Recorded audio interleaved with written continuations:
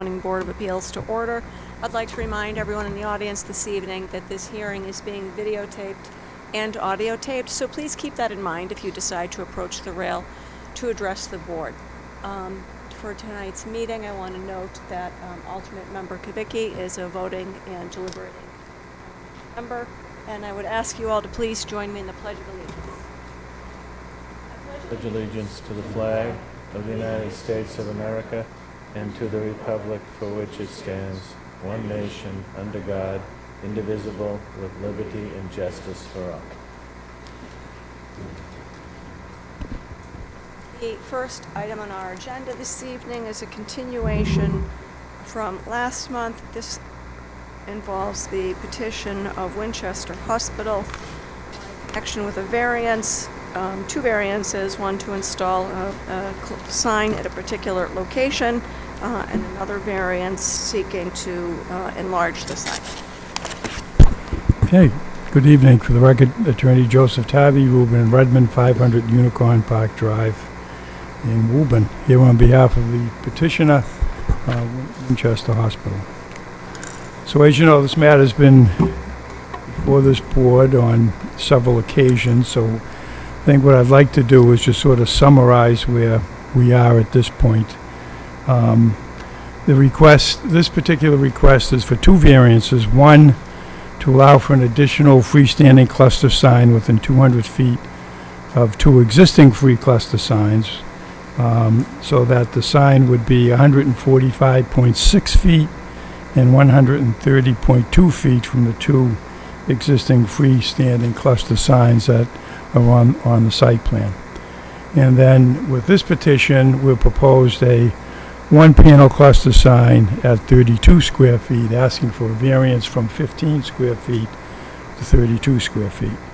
As we've informed you on prior occasions, and as you've heard from one of the staff nurses that work at the facility, the variance request, comes based on feedback from patients, visitors, and staffs about the location. Some patients are having a difficult time finding the urgent care center given that busy Washington Street corridor and inadequate signage. So the property at 345 Washington Street, as you know, within Cummings Park, is a large commercial mixed-use development. There's office, there's manufacturing, there's research and development, there's restaurants, bakeries, medical use, warehouse, lab, and retail uses along Washington Street. This particular building forms part of that larger locus, and there's multiple points of vehicular access along Washington Street. The urgent care, as you know, is situated back from Washington Street. We feel the combination of the site setback and the visual competition that's created by the surrounding buildings and existing uses significantly limits the visibility of compliant signage from the public way. Compliant signage would be a 15 square foot cluster sign. If we're limited to signage that strictly complies with the ordinance dimensional and spacing requirements, patients traveling along this busy roadway would have a little opportunity to recognize the location of the urgent care entrance in time to safely enter the property. I myself have, driven back and forth over Washington Street, and it really is difficult. You clearly missed the first curb cut. There's conflicts with curb cuts along Washington Street, and by the time you get to where the urgent care center is, you don't know to turn right. You then have to go down and turn into Woburn Landing, circulate through Woburn Landing, come back at the light, head down the other way on Washington Street, and then, take a left turn into the location. At the last meeting, we talked about the lack of case law in the area of signage. We did find a case Furlong v. Blair that I talked about, and in that particular case, there were safety concerns associated on that site, and it was our position that safety concerns associated with site access constitute a hardship where strict application of the requirements would exacerbate the condition, as was set forth in that Furlong versus Blair case. Since the last meeting, we have submitted communication to the board indicating that if the board approves the variance, that we would agree to a condition or propose a condition that would say within 30 days of the expiration of the petitioner's lease, the sign approved by this decision shall be removed. And I think Mr. Ivicki had brought up that suggestion at the last meeting, asking when the lease expired. In that particular case, I think the lease, is it 15? Yeah, so our lease is 15 years at that location. Then Corbin, wasn't the question, what happens to the signage when the lease expires the sign would come down. for the lease term? We can make that part of it with the lease terms. I would assume it did. I have Mr. Russell from Cummings. That was your question. Part of the lease term?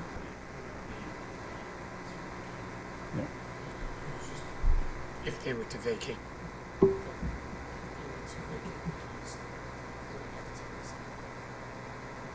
All right, but right now, there's nothing in the lease that says that. Oh, we can amend it. We have Mr. Russell from Cummings Properties here, he just indicated we could add that to the lease. But once the lease expires, the sign would have to come down, and I guess the variance would still run with the land. I think that was a concern at the last meeting, but the sign would have to come down. Also, at the conclusion of the hearing, you had requested a legal opinion from or an opinion from the city solicitor on two issues. One of them being are the proposed conditions to granting a variance within the board's authority. Is the proposed sign a cluster sign?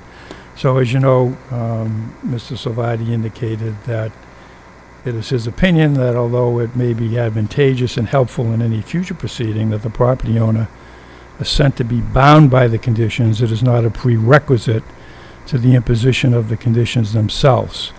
While it could be argued that the owner cannot assent to a condition if it is not a party to the petition, not sure if he signed the application, but again, no real harm in obtaining sign. Then the second question is whether the sign was a cluster sign.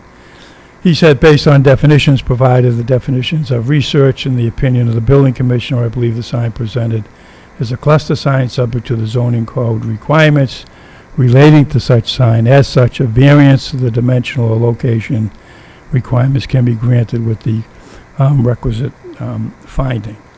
Now, in addition, there were questions raised at the last hearing on a number of things. One, whether Cummings was a party to the process. They are listed as the landowner. I signed that as authorized by them. Whether or not they approved the proposed condition. We have submitted a letter from Derek Russell, Vice President of Operations for Cummings Properties. In that letter, Mr. Russell, on behalf of Anderson Estates, as the property owner, assented to the proposed condition, and then states, moreover, and in recognition of the board's concerns, he states that it is not Anderson's intention to encourage other client firms to seek similar relief for additional signage. Critically, the purpose of the variance petition is to safely direct patients seeking medical treatment to the urgent care center. Accordingly and positively, the proposed sign does not advertise a for-profit business, but rather a non-profit hospital serving thousands of patients residing and working in the city of Woburn. So it's our view, after you take everything that's been presented as part of this petition, that the board's in a position to make the following findings: that the proposed sign is a cluster sign, the landowner is a party to this petition in a sense to the condition proposed by the petitioner, and applying the findings in the Furlong v. Blair case, there are safety concerns associated with site access that constitutes the hardship or strict application of zoning requirements would exacerbate the condition. So based on that, I would respectfully request that this board grant the requested variances. So you've identified public safety as Right. Is that the basis for both of them? Yes, just Putting in an extra sign in a spot that ordinarily it wouldn't be required to, and then making it significantly bigger than ordinarily would be allowed? so yeah, first of all, you have the sign itself, so patients can identify the location. Then, we're limited as to where we can put it. So we put it between the two signs that are closest opposite the urgent care center. So we feel that, it becomes a safety issue. Do you have any authority or opinion from a signage expert, or I forget what there's those federal guidelines about signage, because I don't understand why a sign, a red and white sign that looks like this, that complies with the area requirement, wouldn't be sufficient. Why does it need to be bigger if it's bright red and white and already? Well, we actually reduced the size from the first time around. I know, but this is still bigger than allowed, right? That's why you need a variance? Right, we had a variance from 15. How much more safe is the size of this sign than a size that would comply with the dimensional requirement? Bob, can you address that? Just come up and identify yourself, yeah. Okay. Good evening. I'm Bob Human. I'm with Keel Project Management. I represent the hospital as a project manager. What was your question? So how much safer is a sign that's the size of a sheet of plywood than a size that complies with the zoning ordinance? Is there any data on that? Well, so to comply with the zoning ordinance, it would be a 3-foot by a 5-foot sign, say, right, to meet 15 square feet. No. So this is 4 feet by 8 feet. It's the size of a piece of plywood. The issue is that Washington Street is congested. There's a lot of things that people are looking at so that they don't get into an accident. And the larger sign will allow them to see it from a greater distance instead of being right on top of it. Right, and are there any, and I have a vague, this is not my area of expertise, but I have some memory of us reviewing,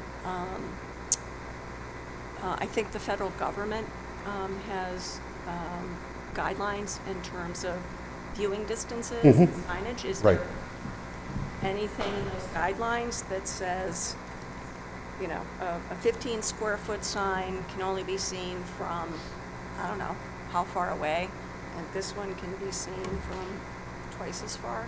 Yeah, I couldn't that say relates to specifically, but as an architect and a site planner, we look at the location and size of signs and the speed of traffic. That's why, like, billboards are so big, because people are doing 70 miles an hour, and they're And no one wants them in their backyard. right. So, again, the issue with Washington Street, while it's not a throughway, people hopefully aren't doing 70 miles an hour. They are still weaving in and out of traffic. It's congested. And the goal of this is so that they can see the sign from a distance and say, oh, I want to make the next right. Not when they're right on top of it, which would be the case with a 3-foot by 5-foot sign. They wouldn't see it almost until they've passed it, and then it might be too late to turn into the parking lot.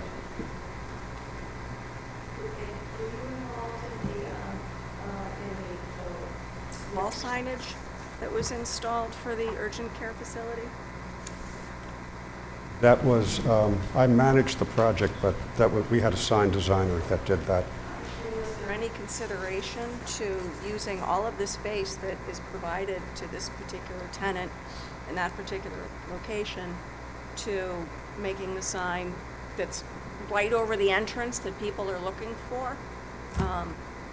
Well, as you know, have driving down the Washington Street, there's that. Urgent care part much bigger than it is? Yeah, well, the issue with Washington Street is that the buildings are set back so far, and there's about a 5-foot-high berm from the street level up, mostly to shield the parking, I guess, is why they did that. But then you also have to look across a parking lot. So for someone to be driving and to be able to see something that's set back 50 feet from the street is even more difficult. All right, so are you unable to answer the question as to whether there was any thought when the original wall sign was put up that's got one? Well, the wall signage is meant four more for lines after of you've text parked. over it? The wall signage is not meant to be seen from the highway. You almost can't see it from the highway. The wall signage is for after you've parked this car. Yeah, no one can see the signs from the highway because, Washington Street, I think. right, yeah, understood. But the wall signage is meant for after you've parked, and then you know which building to go to, which entry to go to. It's not meant to be visible from the highway, from Washington Street. All right, If I could just add one more. sure. So we're not a liquor store that's advertising to get people in to buy liquor, or we're not a bagel shop advertising to get people in to buy bagels. We have a legitimate, public service here to our patients, and that's why we've made this request. I wouldn't be here if it was if it was for the bagel shop. Sure, understood.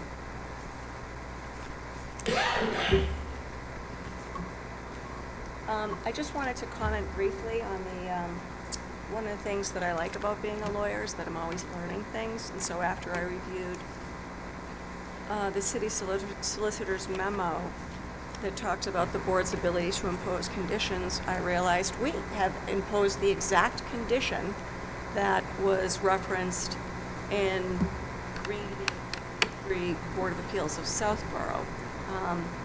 That was a case that involved a comprehensive permit, so it really isn't analogous. But the board had imposed a condition on Marcy Street.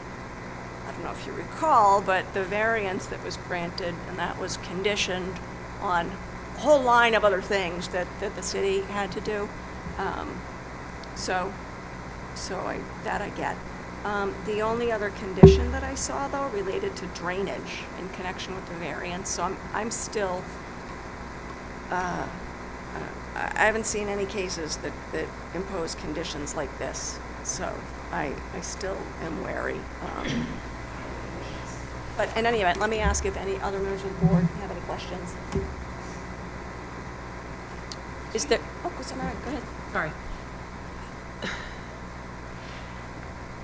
What would the distance be from this new sign to where the cluster sign is already that shows the urgent care? Are you talking about the sign on the building? Nope, the sign that's right on Washington Street where they already have a little cluster sign. Oh, there's no sign there. There is. I drove past it Today? last week. It's in the multiple signage. Really? So you're saying they have no sign on the street? I'm not right aware of now? any signage. You talking about one of the 4? Yeah, one of the 4. But it's the space that you described earlier. It's one of the cluster signs.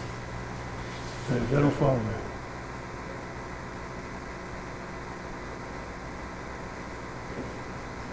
All right, so then that raises the obvious question. So this particular tenant is going to have signage on the cluster sign, signage on top of the entrance, and its own special sign? Doesn't that seem excessive? Well, I'm guessing the urgent care sign that we're seeking, and I haven't seen. I'll have to look for it tomorrow when I get coffee. The sign that we're proposing is sort of right opposite where the urgent care is, but before the entrance into 345 Washington Street. So there's 3 signs on Washington Street. So where is this cluster sign? Closer to Woburn Landing or the beginning? You Okay. still see it before you hit the driveway, right? So you see first the signage on the wall, if you're looking for it, because you're obviously looking for it. You see the signage on the wall. You continue to drive down, you see the signage on the cluster sign, and then you can turn into the driveway to get to it. Right?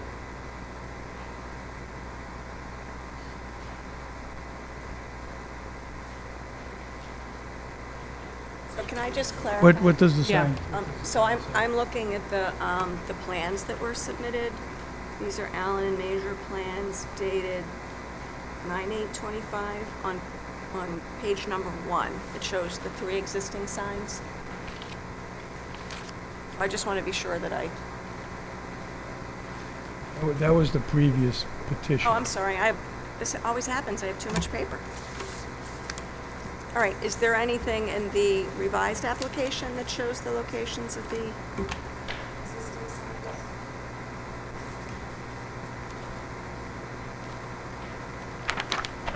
I'm going to ask. Yeah, it's that one there. What does it say? Yeah. Point out where the sign is that you're referencing, the cluster sign. I think it might be that one. But I mean, There's it's, one in the middle. yeah, I don't know if they're on that one or on that one. Let me pull up a map.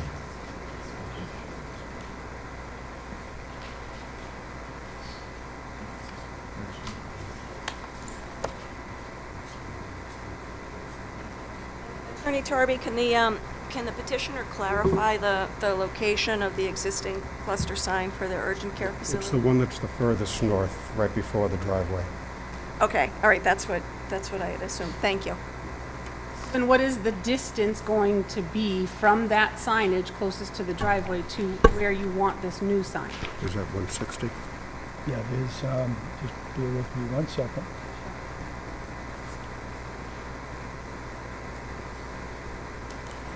Yeah.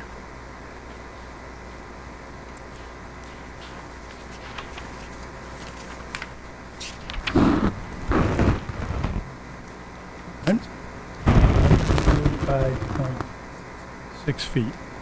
45.6 feet.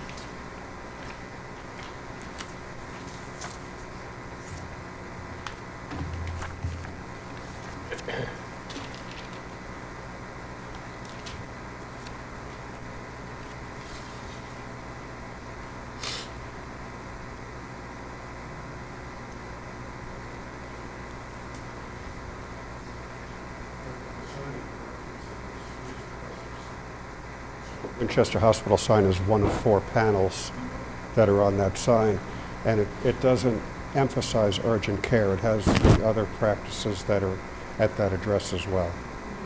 So the issue is that it's hard to see it because it's such a small sign, but it's also a very busy sign with the others, and that's why the larger urgent care sign is something that you would see from a greater distance, and then you'd see the driveway, the sign right before the driveway, and know that that's where you want to turn.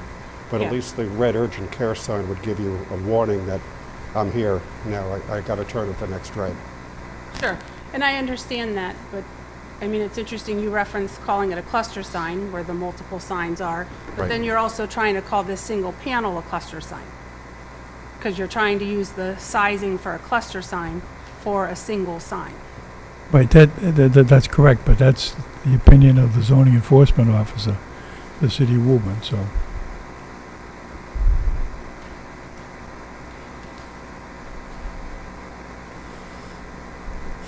So what's on the, I don't know who to direct this question to. So the Winchester Hospital verbiage on the real cluster sign that's closest to the entrance, does it just say urgent care, or is it like the one that's over the door where it says Beth Israel, Winchester Hospital, outpatient center,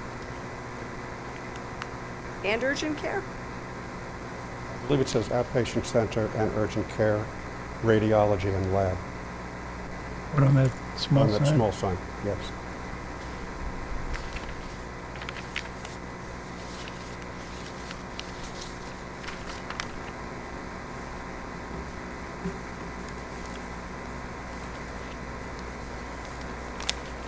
Let me ask, is there anyone in the audience who cares to be heard in connection with this petition for 2 variances at 345 Washington Street?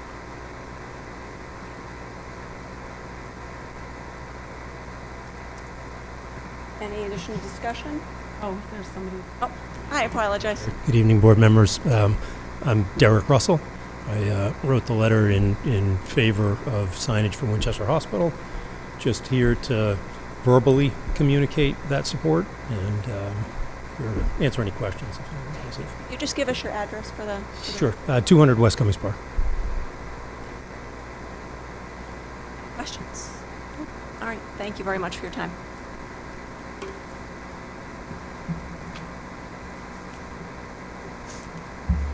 One last question. So that's a 15-year lease.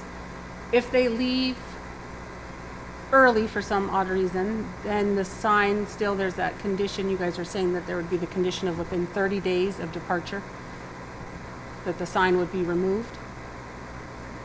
Say once the lease, 30 days after expiration of the petition's lease, the sign approved by this decision shall be removed. So if they left early, the lease would expire. What if there's a sublease to another medical office? Try to get away from that because last month there were concerns with that, so we figured just go with the termination of the lease. Sure, but what if somebody else takes over the Winchester Hospital? I mean, right, this is, how many square footage, what's the square footage of the space here? Square footage, Matt?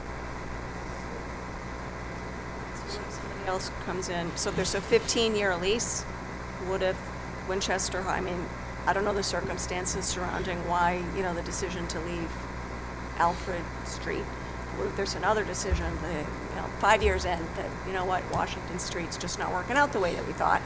But Well- we still have 10 years left on the lease, maybe we can get a subtenant. But it wouldn't, excuse me, the sign variance would, I guess, run with the property. Unless you want to add language that,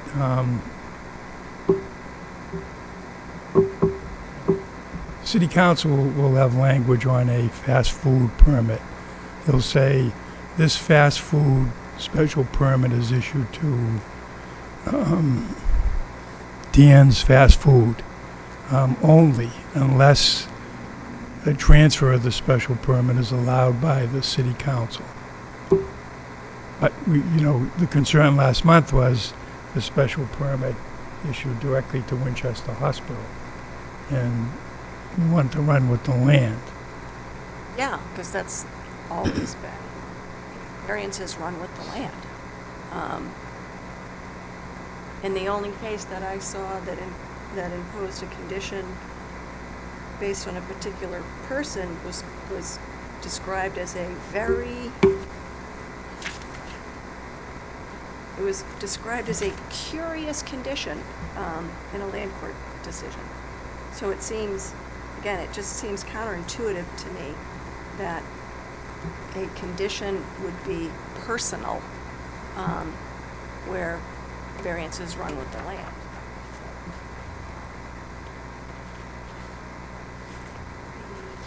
Let me see, so Attorney Tarby, can you identify which, you had given us a submittal that proposed 2 conditions, correct? And there was just, last month there were 2 conditions. Right, so let's see. This so one, there was 1 condition. So March 13th, you proposed 2 conditions. Only be granted to Winchester Hospital and any successor healthcare facility. And the second one was within 30 days of the petitioner ceasing to operate a healthcare facility at 345 Washington Street. The sign approved by this decision shall be removed and the variances deemed null and void. But I think there was an issue with that. And I know there was a discussion about, right, somebody asked, is it a Botox place? Is that a healthcare facility? Anyway. How does the board wish to proceed?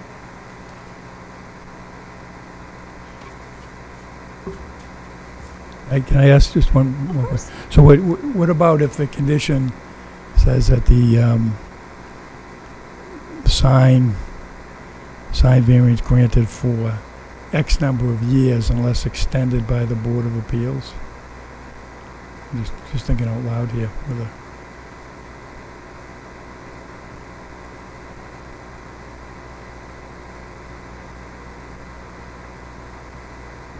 So in other words, it would, extend, say, 15 years unless further extended by the Board of Appeals. All right, so that would remove it entirely from Winchester Hospital, or is it still only to Winchester Hospital? Oh, the condition, the condition that we proposed was that after their lease expires, the sign would have to be removed. Okay? And I think you just expressed a concern if it was another successor tenant and they take over the lease. So I'm just trying to find something that works here that, we have a 15-year lease. Yeah, no, you're right. So your proposed condition related to the petitioner. And this doesn't, this doesn't have any reference to the lease term. Right, because in theory, the lease could expire and they could stay there as a tenant at will and, for as long as that worked for both sides.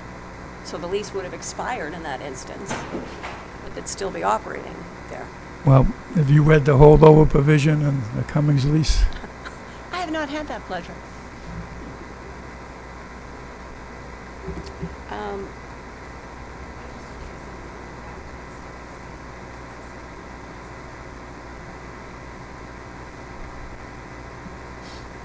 Can we exclude successors and assignees? Absolutely. According to the solicitor, we can impose whatever conditions we want, so.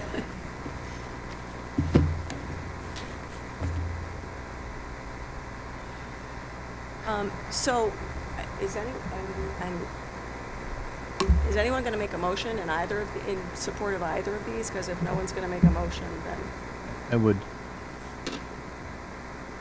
You want to take them one at a time? Or- Yeah. I make a motion that we grant the variance to allow them to have a sign within the square footage with the conditions that we've discussed.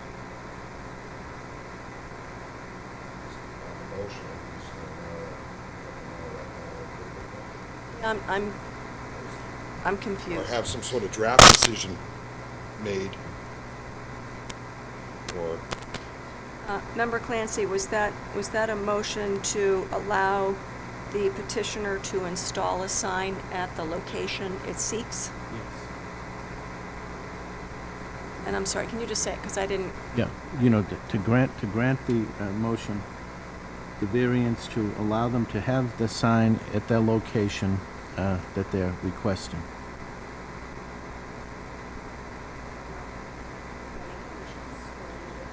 With the conditions that we've been discussing about, with Cummings property and attaching it to Winchester Hospital. And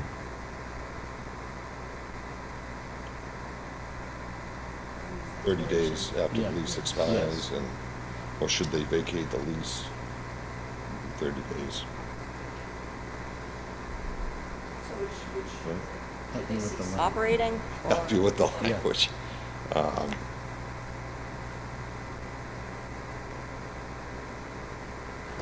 Well, I was going to just simply say, the sign will be removed 30 days after the lease expires, or should the current tenants vacate the property? With- Stop operating there? Yes. Yeah.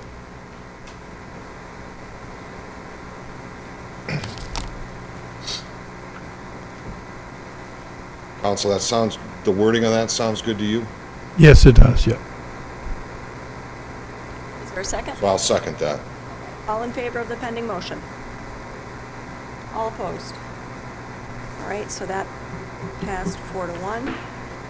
What about, is anyone prepared to make a motion for the 32 square foot sign?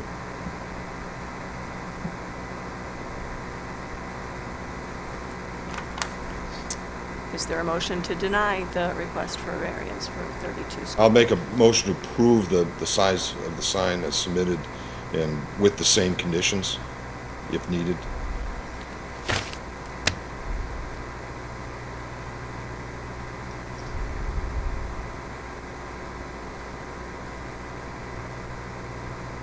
hear a second to that motion?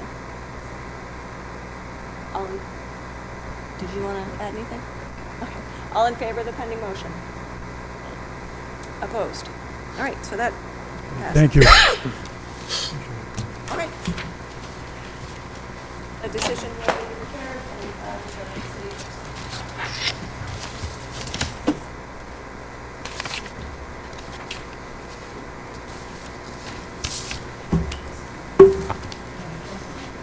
Oh, sure.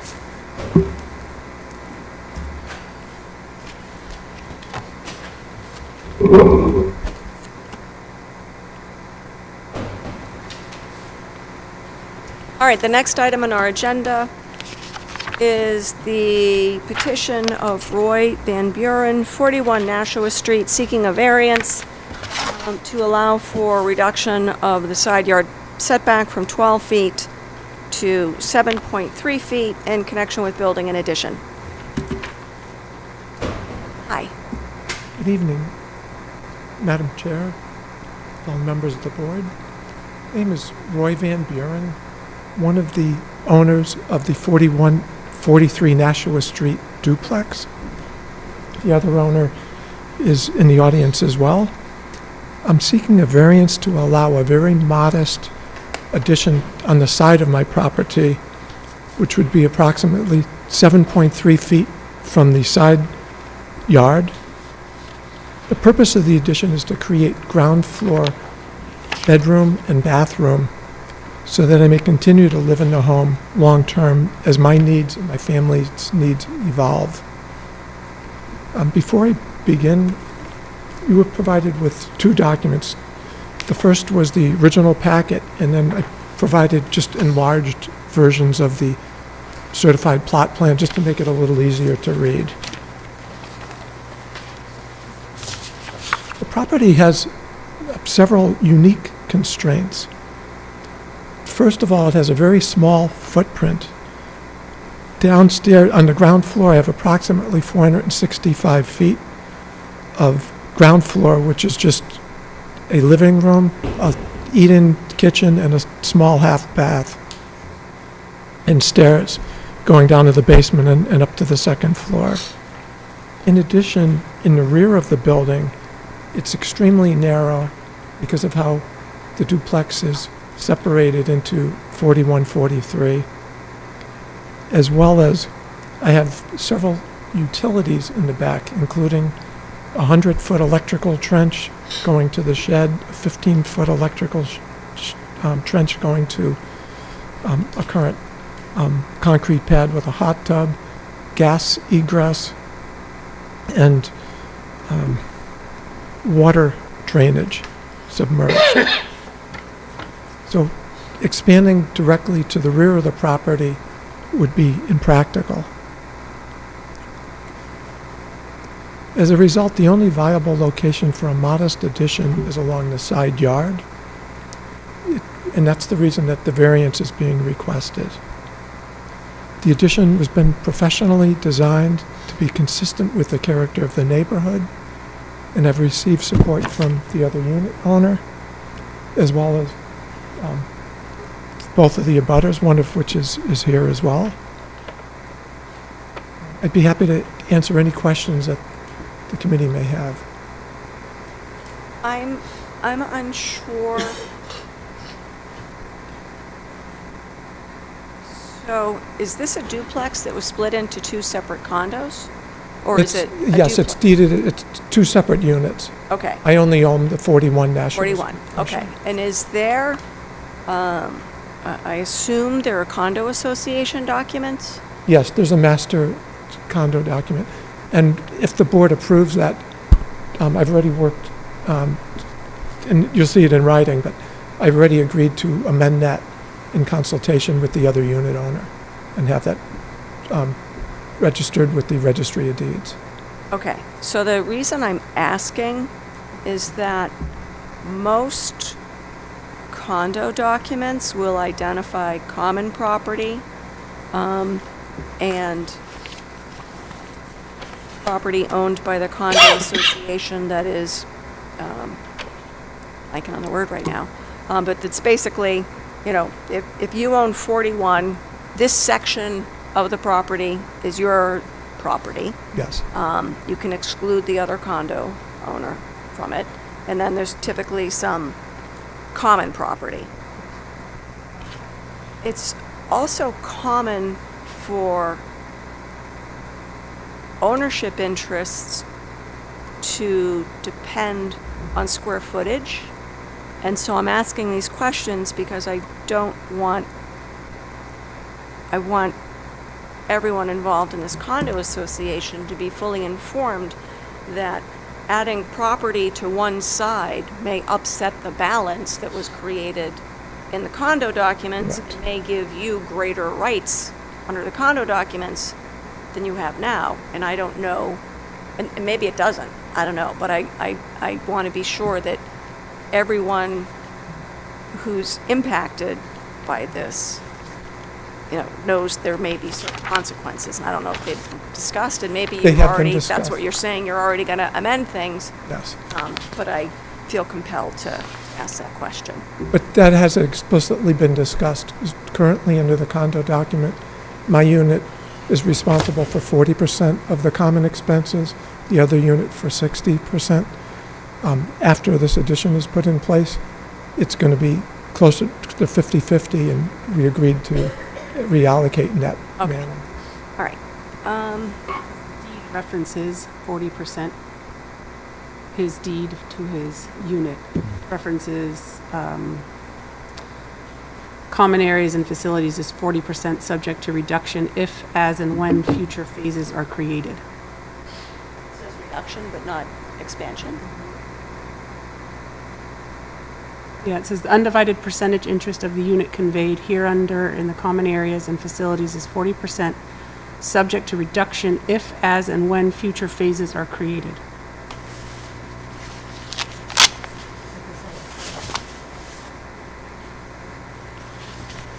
So we're now like far beyond the scope of what's in our authority. Again, I just want to make sure that both condo owners understand that there may be other changes that need to be made.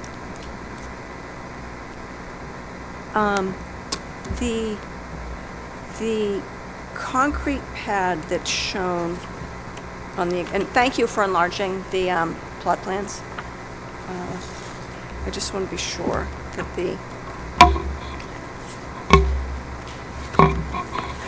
so the enlarged plot plan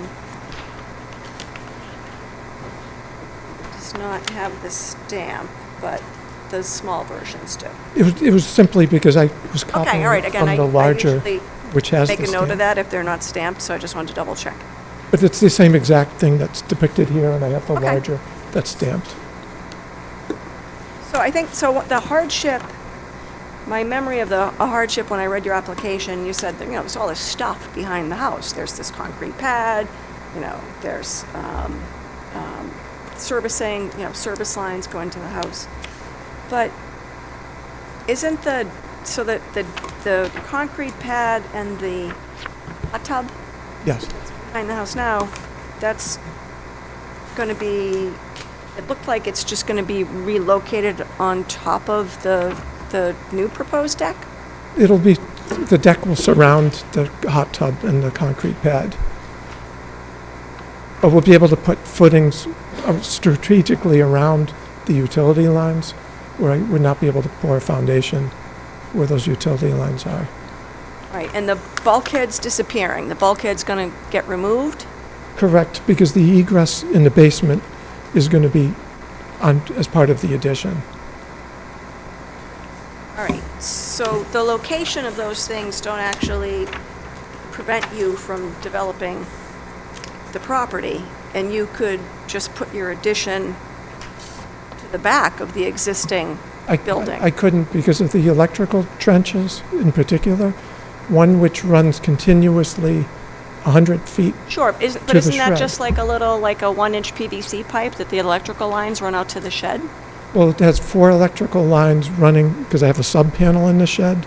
Uh-huh. 4 electrical lines that run continuously to the front electrical panel that's in the front of the house.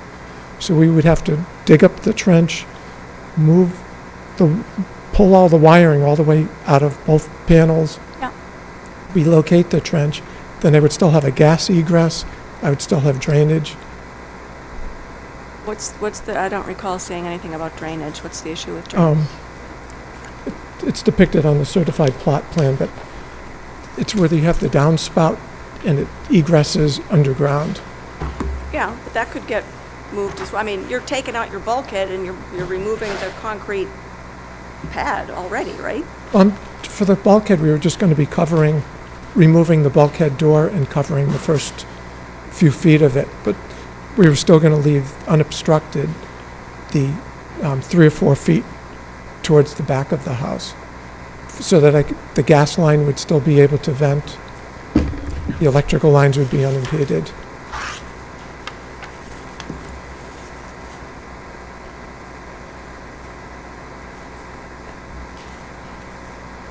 All right, let me ask, do any other members of the board have any questions? I got a couple. I was just wondering about the history of this. When was this house built, do you know? I believe 1983. 1983? You mentioned it's an R1 district. I was just curious how it became a duplex, but maybe it was before 1985 that probably happened? I'm not sure. Oh, yes. I am on a butter on Nashua Street, so it will be my property to the side of Roy's Addition. My name is Sylvia Nickerson. I'm at 31 Nashua Street, for the record. Dennis Johnson and his dad developed this land back in 1983, 4. They built a duplex. Dennis and his wife lived there for many years, and Ralph Marinaccio lived on the other side for many, many years, longer than the Johnsons. The house was developed. Dennis put a addition on the back of 43 Nashua Street, which was a bedroom upstairs and a great room, if you will, for his family, wife, 2 children. That is how 43 is bigger than 41. The Marinaccios never did anything. They were renters. Roy has purchased the house. He's trying to expand and make room for his family if they ever needed to come and live with him. He has 2 adult sons that are insulin-dependent diabetics, and the first floor of his home at this point in time is not wheelchair acceptable. I commend him for doing what he wants to do. It is not the variance that he's requesting from the town, the city, is not going to influence 31 Nashua Street, because it will be to the back of my garage. In my humble opinion, it will not affect 33 Nashua Street, because it will be into the back of their garage. And it will be the side of 33's garage and the back of 31's garage. So it's not a eyesore. It is not going to obstruct our view. It is not going to influence our life in any way, shape, or form. We're not going to see it. It's behind the garage. The downspout, the water drainage is a downspout that probably goes down into a dry well. Which, is it here nor there? It's not here nor there. But it's the way that his plans were drawn up, what his architect saw, and what his needs are.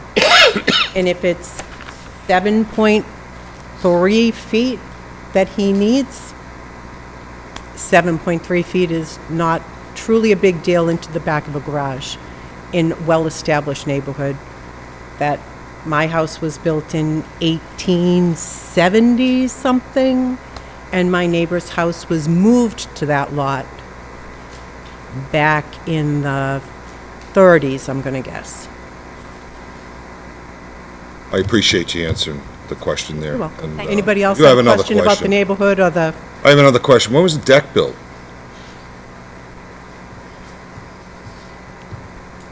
Deck was there when the Marinaccios were there. So the deck was probably built in 83, 84. Okay. It's not a brand-new deck by any means. It's old, stained, pressure-treated. And I'm talking about the deck that's 9.2 From the side lot line. Right, I mean, that was on the original plot plan that It's I already on there? looked at the registry Yeah. of deeds back in 83, 84. Yeah, that is not a new, that's been there.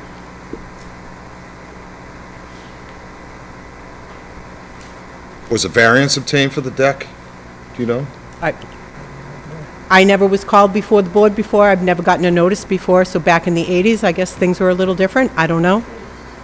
What do I, I can tell you that, again, No, I'm just thinking, if Yep. it's been there that long, it could be a lesser legal standard than a variance, but, you know. It's already 9.2, you're already breaking the side setbacks, so. That's all the questions I had. so like the side, the deck is more forward towards the driveway than where I understand the addition to be going. I understand the addition to be going beyond the deck. So if the deck is 9 feet wide and is impinging onto that 9 feet, and he only wants 7, I'm thinking the addition is smaller than the deck then, right? Towards the property lines. It's going Or from drive it 9 to backwards. 7, trying to go 9 to, from the property lines, Okay. showing that it's 9.2. Yes, yes. Sure, and I think the purpose of Member Parrish's questions were that back when this, putting aside the issue that it's a two-family that was apparently built in a R1 zone, in the 80s, the side setback was 12 feet. So a deck that was 9.2 feet from the side lot line would have needed a variance to be built. So,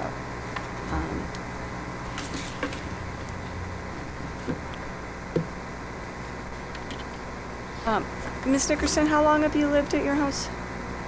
My father was born in the house. My grandparents purchased. How long have you lived there? I have been there my whole life. And what's your understanding of when this deck, the deck that's on the 41 side, first came into being? I don't have a memory of the deck not being there. So I would say the deck came with the house. So the house came, it was greenhouses when I was a child.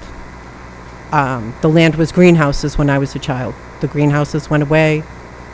The house came, I would say it was 82, 83, 84, All right, thank around you. when the house was born. The house was built.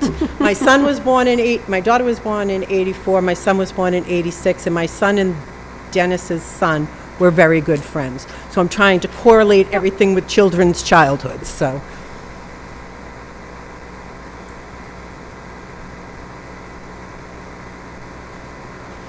All right, so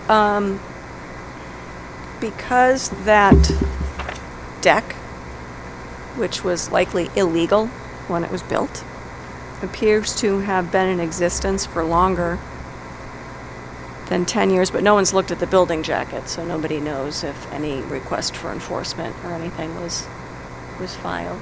It was on the registry of deeds site for 1983, 84, when the house was built, because it has it on the plot plan that's on the registry website. Sure. That show the deck. So if an illegal structure exists for a certain period of time without any enforcement action being taken against it, it becomes, through the passage of time, a legal non-conforming structure. And that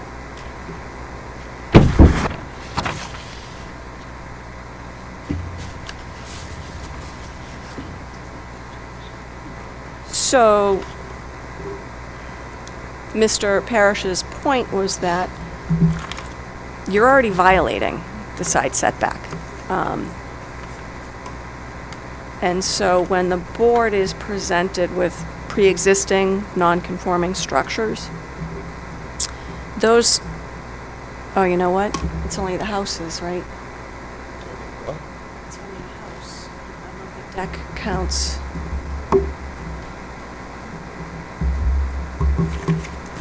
Living spaces. It's still part of the structure, as I thought. Yeah, I know, we do it for garages.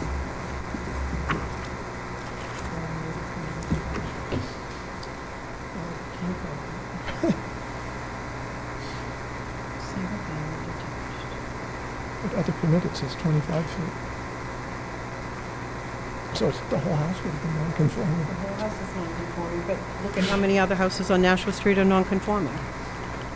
I mean, there was one built, the two that were built at the end of the street are already been non-conforming. And that was only built 3 or 4 years ago. The house is at 21.5.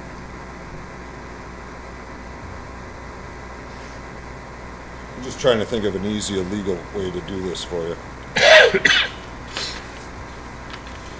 So if the deck were removed,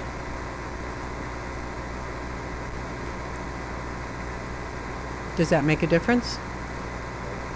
No.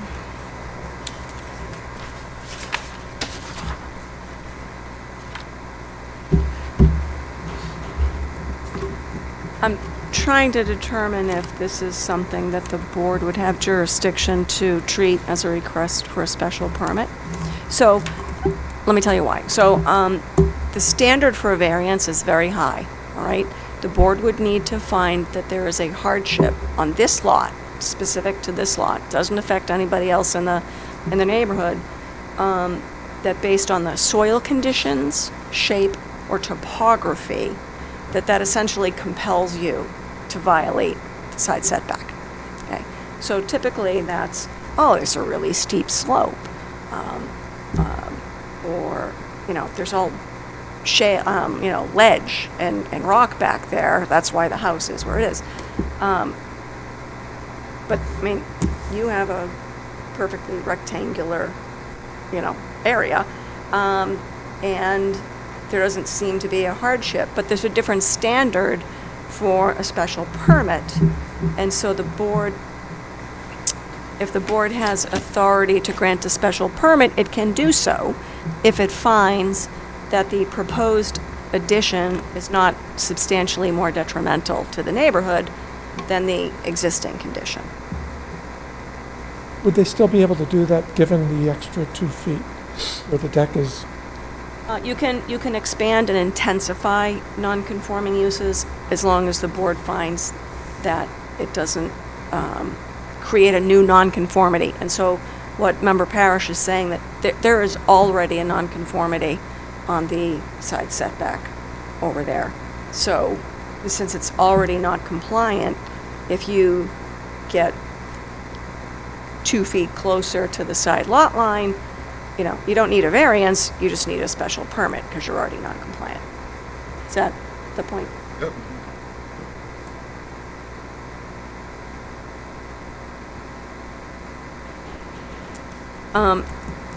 So I think we likely have jurisdiction for a special I permit. think so. I think we do 48, section 6.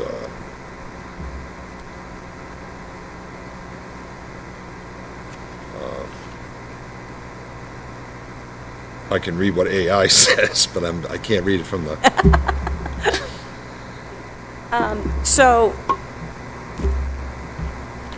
this happens, it's not uncommon for this to happen during hearings when people are informed or just believe they need a variance. Then we come and we look and we start digging in and we start asking questions and we say, oh, gee, you might be eligible for a special permit. You have the ability to ask the board to treat this as a request for a special permit instead of a variance. We can't really give you legal advice and suggest what you can do, but I do feel comfortable telling you that I will tell you this. I only vote for variances when I think they meet the legal standard, and it's a very high standard. And I am not likely to vote in favor of a variance, but for either relief, you need 4 of the 5 board members. And if you want us to treat it as a special permit, which means we need to find that the proposed changes are not substantially more detrimental to the neighborhood, then we have a form that we would ask you to sign, to do so, and we could proceed that way. Or you can ask the board to take a vote under the variance standard, and I don't even know if there's still more questions and discussion, and I want to make sure that everyone in the audience who cares to be heard is heard. So is there any other? I didn't have any other questions. at this time. Let me ask, is there anyone else in the audience who cares to be heard in connection with this request for relief at 41 Nashua Street? Would you like to be heard? You don't have to, but if you want to be heard, you need to come up and address the board from the microphone so that everyone can hear you.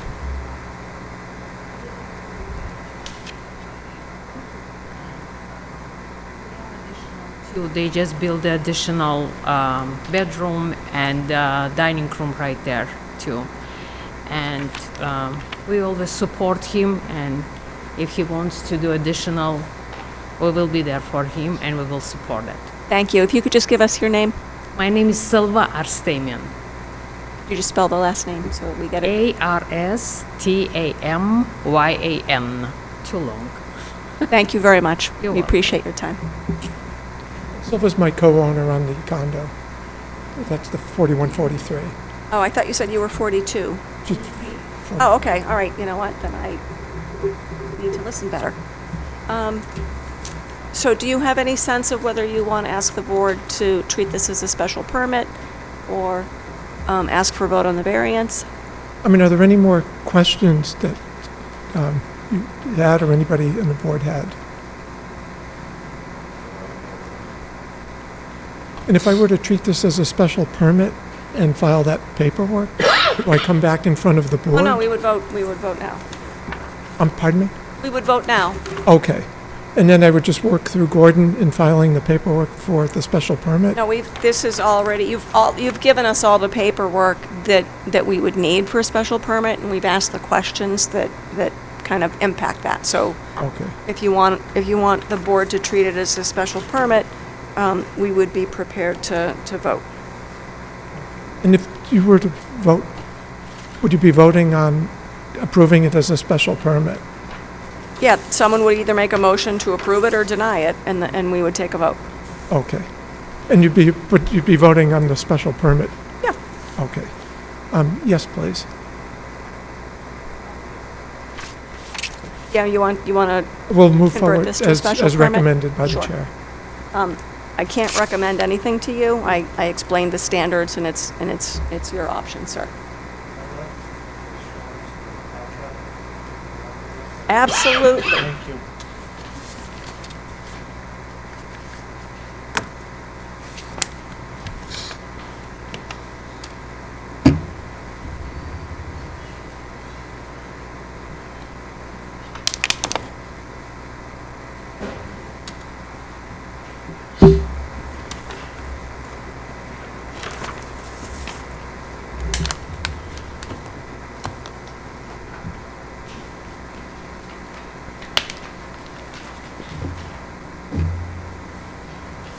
And thank you all for your patience and your very inquisitive questions.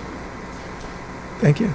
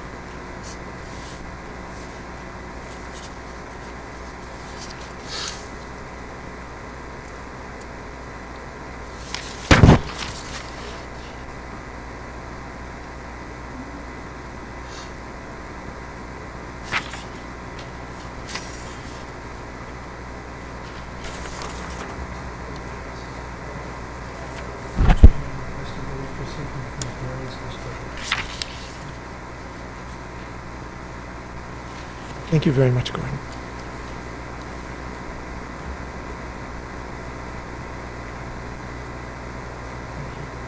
How does the board wish to proceed on the request for a special permit at 41 Nashua Street? Make a motion to approve the special permit based on the fact that it's not substantially more detrimental to the neighborhood. Second.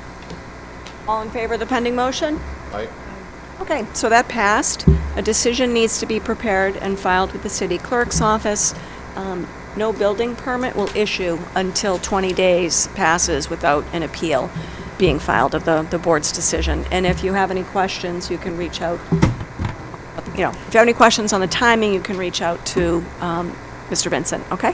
Thank you so much. You're welcome.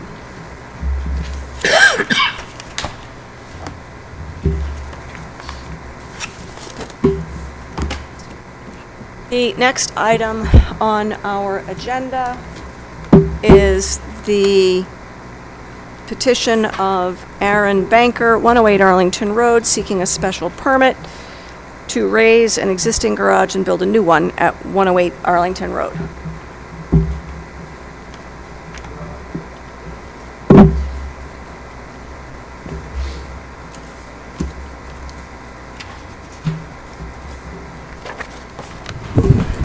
Good evening, Madam Chairwoman, members of the board. For the record, Attorney James Giuliano Law Group, 607 Main Street here in Woburn, on behalf of the petitioner, Aaron Banker, the landowner at 108 Arlington Road.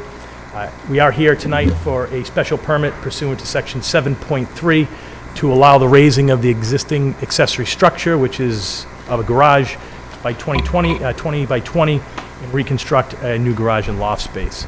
So the board is obviously familiar with this, a prior application that was submitted a few months ago. We have substantially and materially changed the plans to no longer include a living space, and that is what we're in here today to approve. So again, just to go back and kind of hash over the existing property and what its makeup is, the property consists of a single-family resident and accessory structure located in the R2 zoning district. It contains just a little bit over 7,000 square feet of land and 52 feet of frontage. The home and the garage were built around 1940. Lot width in both structures are non-conforming, as you can see.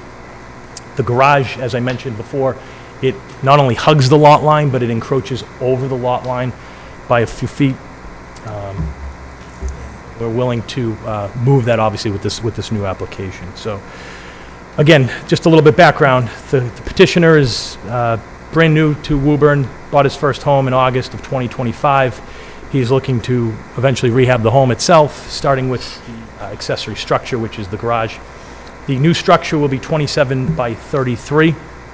And if the board recalls, similar projects right on Arlington Road, one specifically that we permitted with myself and my client at 68 Arlington, there are sort of, I wouldn't label this a carriage house, but there are accessory structures all over Arlington Road, including 7 Arlington Road, which is 32 by 24, 9 Arlington Road, 30 by 40, and then, of course, 68 Arlington Road, which is 26 by 40. So the structure will comply with all setbacks, obviously, except for that side setback. Our plan now is moving it, the accessory structure off of the lot line by 3 feet. And I know my client's pleased and the neighbor is pleased here tonight, but they're pleased because now either one of them can put a fence down the middle without any issues. Obviously, it's better for safety. It's better for just being neighbors and not being on top of each other. So it's all around a better project. Now, as far as this project, this is materially and substantially changed because we are no longer creating a living space. Okay, that is the key difference. It's not like we're just moving this over a foot. The material difference in this application is the fact that there is no living space. There's a loft space that is only accessible by pull-down stairs and no other means of egress. So that will strictly be a loft area. No other proposed use is required or asked at this point in time. So we feel that no longer are we putting cars in driveways. Now we're able to effectively put cars in a garage that is useful, unlike the dilapidated one now, which will fit a little bit over 2 cars, taking them off of the driveway. We're not posing any risk for safety, not posing any risk on utilities. Again, we're not putting any living space, so water sewer is not being affected in this area. And obviously safety is not a concern with just being a garage. So we feel like it is not substantially more detrimental to the neighborhood. It's an improvement to the neighborhood, and we ask that you support this special permit here tonight. So that being asked, I would obviously take any questions. My client is here and can also answer any questions. The garage door is still oversized? They will still be 10 feet, so we will still need a special permit with city council. That's correct.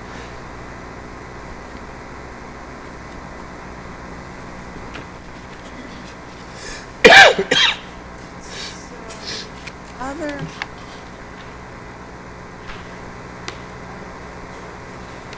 Now that the proposed accessory structure is actually going to dwarf the house, right? I mean, the footprint, we don't have the plans don't give a footprint for the existing dwelling, but the garage is, it's almost being, hold on a sec, it's at least doubled, right? And it's going to be, I think the peak is going to be higher than the house, right? The peak will be roughly the same height as the house. Again, the intention is to eventually, soon, rehab the house as well. Or does the applicant understand that by making the garage so big and getting so close to the maximum coverage on this lot, that he's going to be impairing his ability to enlarge the house going forward? He does, yeah. Sure.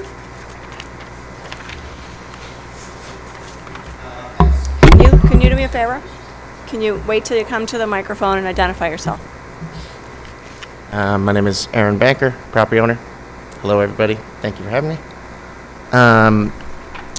As drawn on the newest set of plans, the architectural drawings, we have a stormwater management system drawn.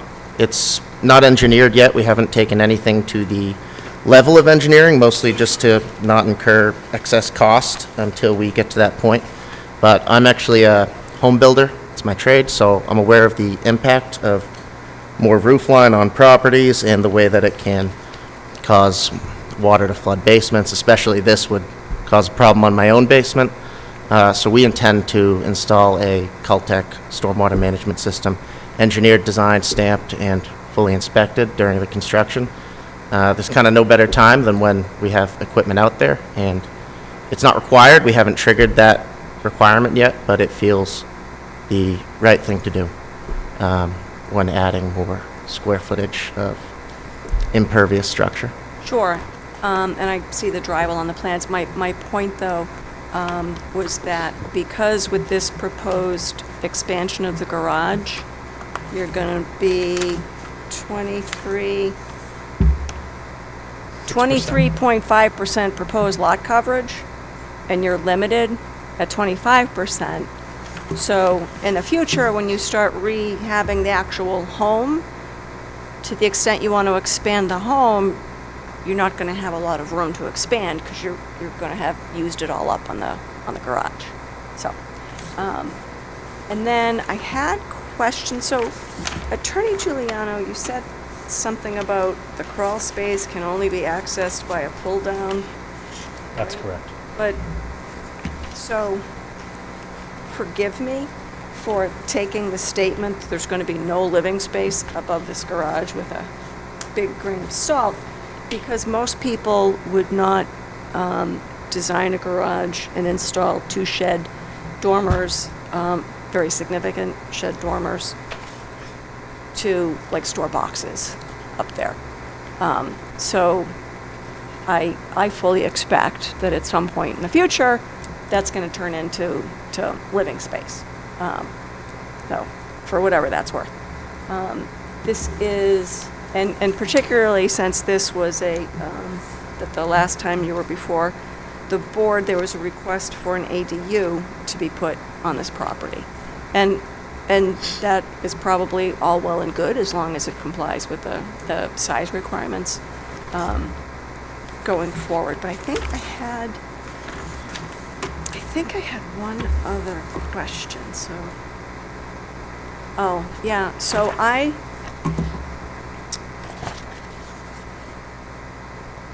the plans. So the lot coverage was different sheet A1, dated 3/12/26, says proposed lot coverage is 22.6, but this plan revised 3/11/26, lot coverage is 23.5. So which one is the right one? The one that's actually on the site plan that is separate. I think what the architect did is he pulled the old site plan, didn't realize we updated it.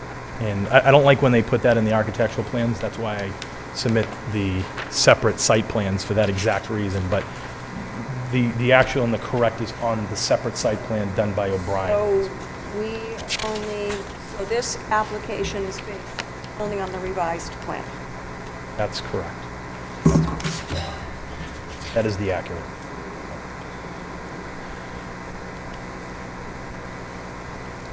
Oh, actually, yeah, because right here that says there's a setting for 2 feet. Okay.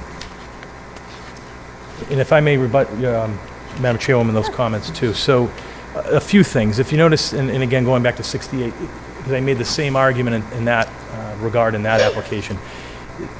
The dormers don't mean anything to my client. It's an architectural aesthetics that makes a difference. When you have roof lines of 25, 30, 35, 40 feet, like we're dealing with here, like we dealt with at 68, like you see on these carriage houses, it's not a good look. It's just you're seeing a lot of black. That is it's an architectural purpose. Now, as far as a living space, there's a lot that has to be violated if that is to be a living space in its existing condition. I mean, to the extent, and I'm not joking, that there would be, criminal malfeasance, because if there's a fire, God forbid, and there's a living space the way it is, my client will most likely go to jail. It is not ever intended to be a living space. We could even condition it that it won't be a living space. That's how confident we are, because again, we would have to go through several channels to make it a living space. We would have to give it 2 means of egress. It has 0 right now. We would have to get a special permit for the structure, or perhaps a variant. There's a million things we would have to do to get it to living space. And again, as the plans suggest, and they state, there are tie collars that go into that roof line. So inside, there's not much space, if any, that you can stand up in because of those collar ties. Collar ties are obviously, they connect one side of the structure to the other to make sure it doesn't expand out or in. So there's not a lot of room in that area to even have a habitable area. So I just wanted to make those points. Sure. And I appreciate you referencing carriage houses in a different part of Arlington Road, but this is not a carriage house. No, it's not. By any stretch of the imagination. And I am concerned that the garage is going to overpower the house. But I neglected to indicate that we had received a communication from the Ward 1 counselor, Mr. Amara, who wrote in favor and support of the special permit application. He indicates that he believes the reconstruction of the garage will be much better than the existing dilapidated structure and will alleviate an encroachment from the neighbor's property, which was a big concern of his. So I wanted to read that into the record. Let me ask, are there any questions from members of the board? Okay. Thank you. Most of them already been answered, but this structure is going to be 25 feet above the front grade, is that right, to the roof line? From the front, so under the ordinance, And yeah, then you it'll be- have a, I can't find it, there's a drawing in here that said average, oh, here it is, 16.3, A3? they should all have it correct. Okay. And can you tell me what these other red lines are on, Sheet P1 you're looking at? yeah, what are, P1 is the existing garage with the red line. So the red lines, what do they signify? that's the actual grade of the property. So if you remember from the plans, the site plan specifically, in the grades, this property is flat until it gets to the back, and it's a steep hill. Right? I understand. That's denoting what that hill looks like and sort of the grades through the garage. Right, that's why there's a retaining wall there. That's correct. I still don't understand it, but I understand, so many documents tonight, I apologize. It's hard. I mean, I certainly understand A3, where, that's how the drawing A3, that's how the, So if I may interject, P1 is the actual contour of the actual land as it sits now. so the existing shed's underground, most of it? Front of it, yeah. Yeah, it's on the ground until you can see the back of the existing garage is basically, if you stood on that hill, you're basically standing to your eye level at the ridge because it's just so high in the back. See what I'm saying? Okay. I agree, the red line was confusing.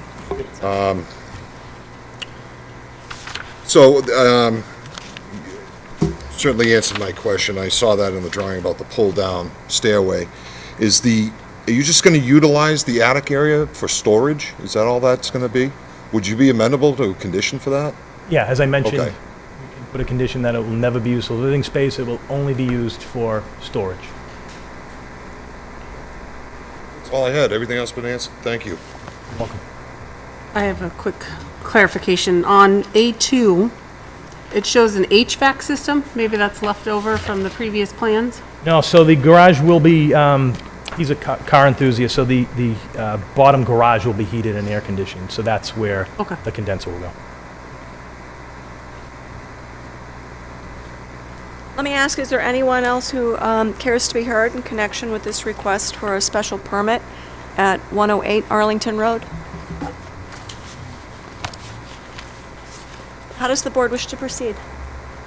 I'll make a motion to approve the special permit based on the revised plans and on the condition that the attic area be used solely for storage.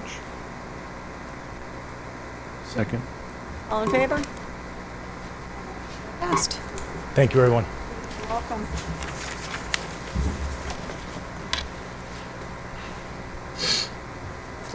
The next item on our agenda is petition of the Panza Family Revocable Trust, 8-Day Circle, seeking a variance and a special permit in connection with proposed additions. Good evening again, Madam Chairwoman, members of the board. For the record, Attorney James Giuliano, 607 Main Street, Woburn, Mass. On behalf of the petitioner, Carl and Nancy Panza, as trustees. As you stated, Madam Chairwoman, we are here for a special permit pursuant to Section 7.3 of the Woburn zoning ordinance to have a addition in the front of the existing structure and a variance for the addition in the rear, which is a reduction to the rear setback from 30 feet as required under Section 6.1 to 24 feet as proposed in the plan. Little background of the house. Property is a single family located at 8-Day Circle. It is located in the R1 zoning district. Contains a little bit over 10,000 square feet of land and 93 feet of frontage. So as you can see from that, it is an existing non-conforming lot. The house, as it stands, is also existing non-conforming with side setback and front setback. The home was built in 1952. Actually, my client's mother bought it from the Witten brothers, who constructed it in 1952 themselves. And then my client was deeded the property outright back in 1999 when her mom passed, but really in 1989. So this house has been in her family since it's been erected back in 1952. The proposed changes are very purposeful. My client is wishing to continue to stay in her older years, in age in place, not be somewhere else, and that's the main goal for the reconstruction that we're asking for tonight. Basically, we're reconfiguring it in a minimal way to basically have them get around easier, as you can see from the plans. Relating to the special permit, the front entry is obviously creates a much better aesthetically pleasing front, but it also creates a porch and acts as a living area as you enter the home. And that is the only area that we're asking for the special permit that's subject to the special permit, 7.3. Unfortunately, in the back of this lot, it's a little bit different. It tapers It's a trapezoid, so we are asking for relief under section 6.1 for rear setback to 24.8 feet in order to construct the proposed addition. The new addition in front acts as a great focal point. Substantially, it's clearly not detrimental to the neighborhood. It's actually better for the neighborhood, creates a more aesthetically pleasing front, doesn't create any noise or detriment to parking or anything of that nature, doesn't cut into all that. So the back, again, as I mentioned, is a little bit different for several reasons. One, we have a little bit of a trapezoid lot, which is unique to that neighborhood. Most of them are squared off. The west of the lot, again, continues to taper where we need it the most. The right-hand side, if you looked at the GIS map that I provided, this lot also is unique because it falls 2/3 in between the groundwater protection district. As you know, under section 15 of Woburn zoning ordinance, we have a groundwater protection district, which is sort of sacred. We want to make sure that we take all measures to protect that, because that's our groundwater source. So where we're proposing this addition is better than putting it or placing it closer to the groundwater protection district, because then it, in my eyes, creates more of a disturbance to that lot, more disturbance to the groundwater, which is what we're trying to avoid.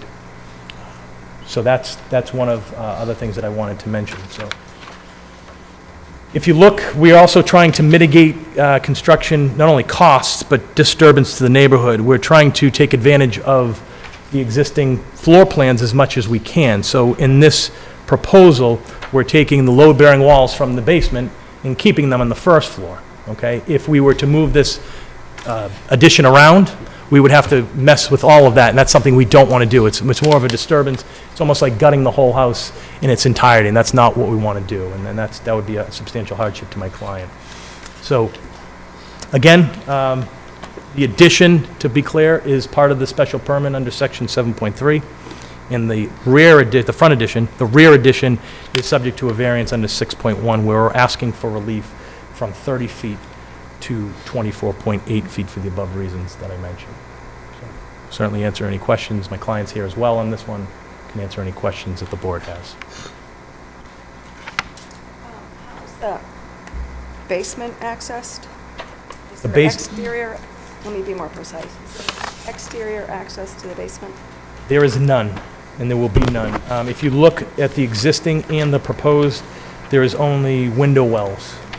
That's the only way to get to the basement, is through the interior of the house, and that will remain the same.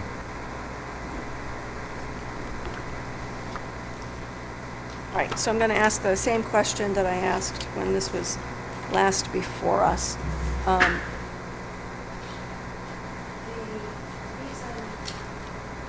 The proposed changes on the back require a variance.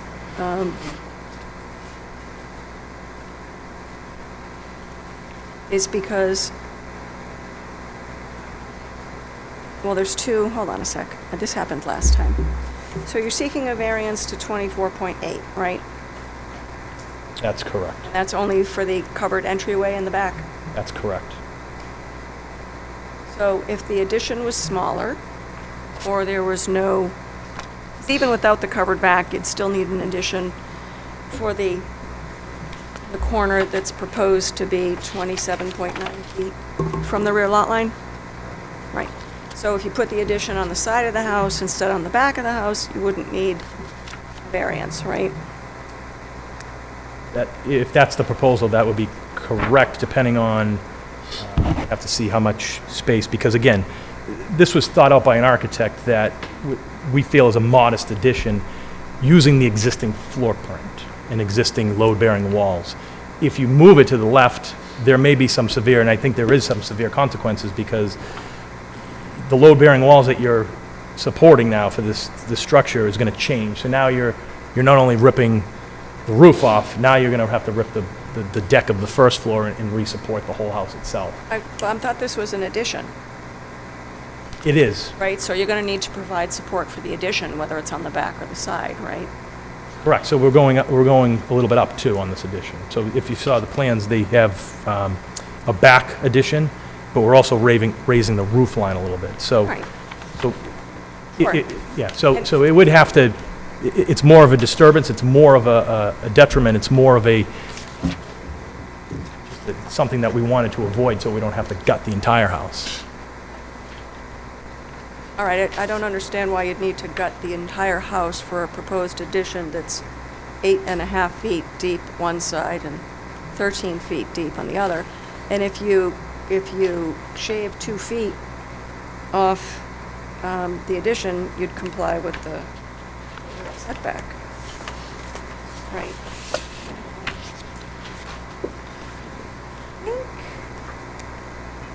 I think those were my only comments. And I agree with you that it's a modest addition. This is an undersized lot, and this modest addition is getting you to lot coverage of 24.6%. Again, 25 is the maximum, so when you have an undersized lot, you know, even modest additions have an impact. But in any event, let me ask if any of the other members have any questions. I happened to notice on the proposed basement floor plan, it shows the ceiling height of 7 feet 6 inches. However, it's currently 6 feet 8 inches. What page are you looking at? So comparing on page A 1.1 to page A 1.4, if you look at the ceiling height on the basement, it seems to be increasing. 8 to, those numbers are small, is that 7, 8, or 7, 6? 7.6, I think. I'm doing my math wrong. I have to see it first before I can do it. It's under the play area. Yeah, I had circled the bathroom, so my line goes right through the ceiling height. Yeah.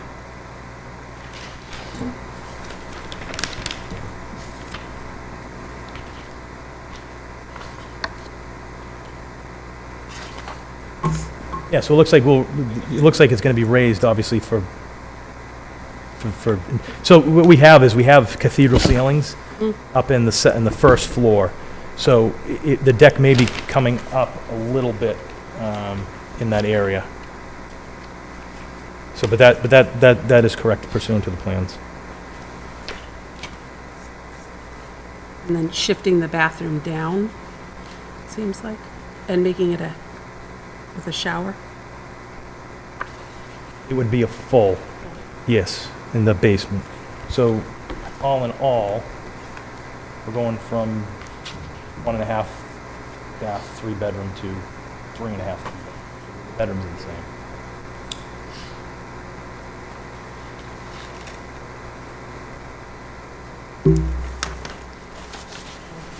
Juliana, could you repeat the number of bathrooms again? So from 1.5 to how many? Currently 1.5 with 3 bedrooms to a proposed 3.5 and 3 bedrooms.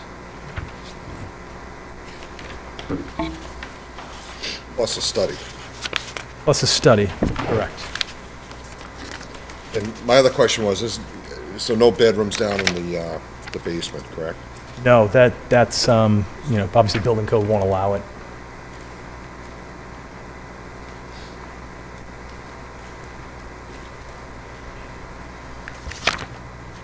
Let me ask, is there anyone in the audience who cares to be heard in connection with this request for a variance and special permit at 8 Day Circle?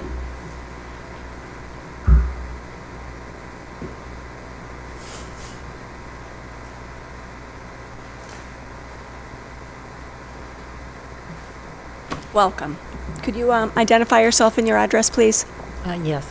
My name's Attorney Judy Kelly, and my address is 165 Bedford Road, Woburn. Okay. And I came to speak on Nancy and her husband's behalf. I graduated from Woburn High with Nancy, and she was a smart girl, too. And I just went up to see her house again today. It's very well kept, immaculate. The yard is all mowed, clean. you can see that it's a house that has been cared for.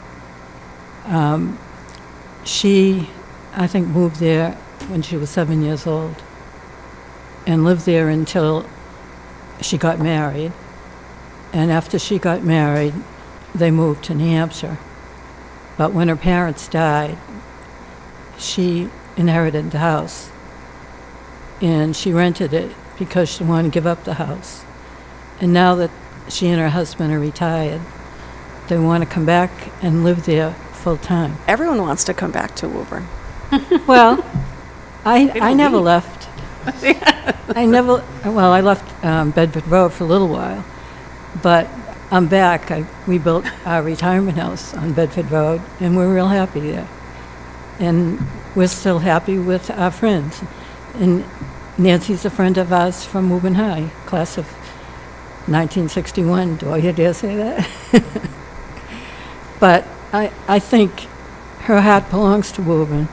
She wants to return, and I went all around. I couldn't get around the back because there was a fence, and it was locked, and I didn't want anybody to report me breaking and entering. But I do think that she deserves to stay at the house she grew up in, and I'm asking the board. I know she's kept up the house, despite the fact she hasn't lived there for a while, but she wants to come back, and on her behalf, I'm pleading. All right, thank you very much for your time. Anyone else who cares to be heard?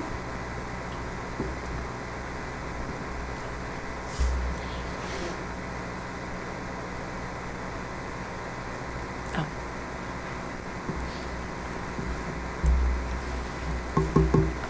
How does the board wish to proceed?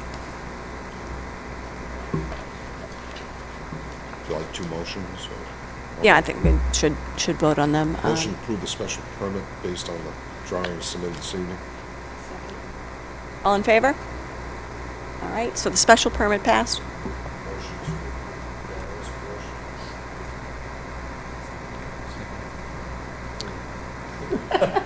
Double second. All in favor of the pending motion? Opposed? All right, and that passed as well.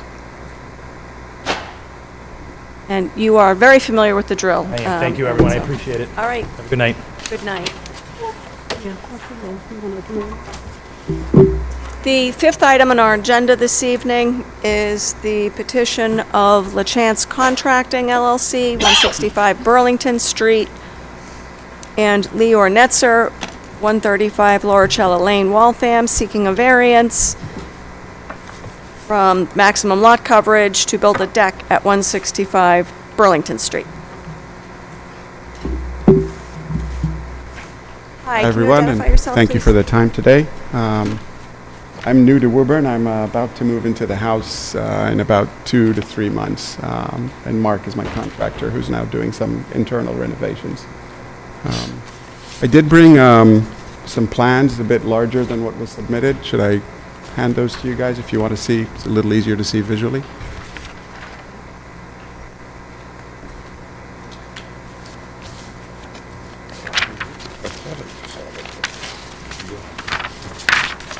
So that I'm sorry. we have 2 of them, yeah. We don't have any plans. Oh, okay. Why don't we give one to each side? I just have the plot plan. Yeah, I just have a sketch.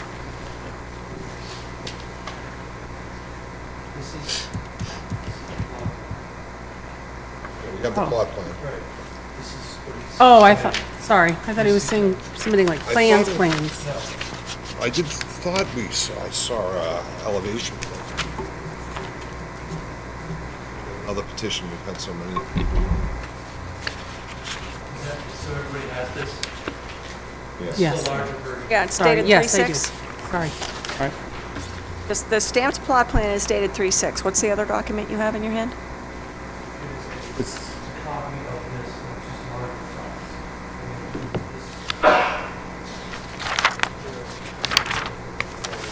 Oh, yeah, no, I think I'm all set. Yep. okay. All right. All right. Could you just identify yourself, please? Yes, Leor Netzer. Thank you. So the request is to build a deck, basically. The house is a historical house, and doing some internal renovations. It's from 1840, and really wanted to make sure not to touch any externalities on the house other than a few windows being moved. None of that is being touched, and really preserve it, and looked for a place to add a deck so we could enjoy the backyard. We've got 3 kids. Who stay with me, 2 in college, 1 at home, and all of them home during the summer, and want to just be able to step out of the kitchen, be able to enjoy the backyard. It also significantly shortens the path to the garage for when the weather permits, because right now the exit is either through the street to get to the garage or kind of doing a U-turn through the end of the house and back. I think when we submitted this, the first time I'm doing something like this, we kind of under-justified it a little bit. But overall, really trying to preserve the property as much as possible. I've got 3 neighbors who I sent letters to, and I have their emails back confirming that they have no issues with this. If you'd like, I can submit that as well. They are from 74 Sheridan Street, from 162 Burlington Street, and from 156 Burlington Street. Yeah, Mr. Vincent will grab those for the... Okay. 1 copy or 2 copies? 1 copy. There you go. All right. So 3 neighbors. It is consistent with a neighborhood character. We're... No, please. he needs to take those. I'll just pass them.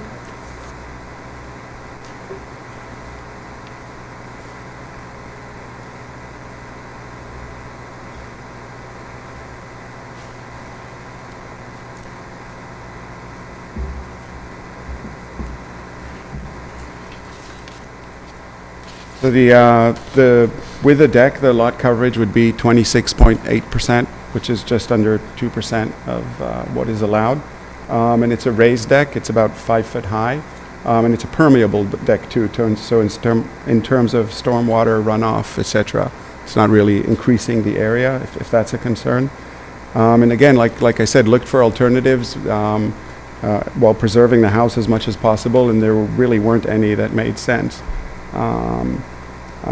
So for all of those reasons, I would like to ask that the variance be approved, please. All right, so... Can I ask just a question on this is, what is the variance actually for? lot coverage.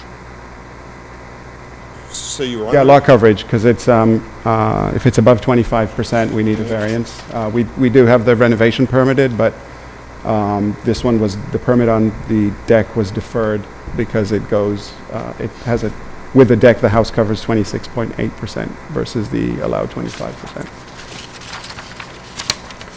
So the standard for a variance is high. The board would need to make a finding that there is some circumstance relating to your property, the real estate itself, that compels you to not comply with the zoning ordinance, and the types of conditions that would justify a variance are soil conditions, shape, or topography. Can you identify any condition on the property that I mean, I think the lot shape and size, it's not a huge lot, dictates that it has to be there. I think if the lot was bigger, we wouldn't even be close to this.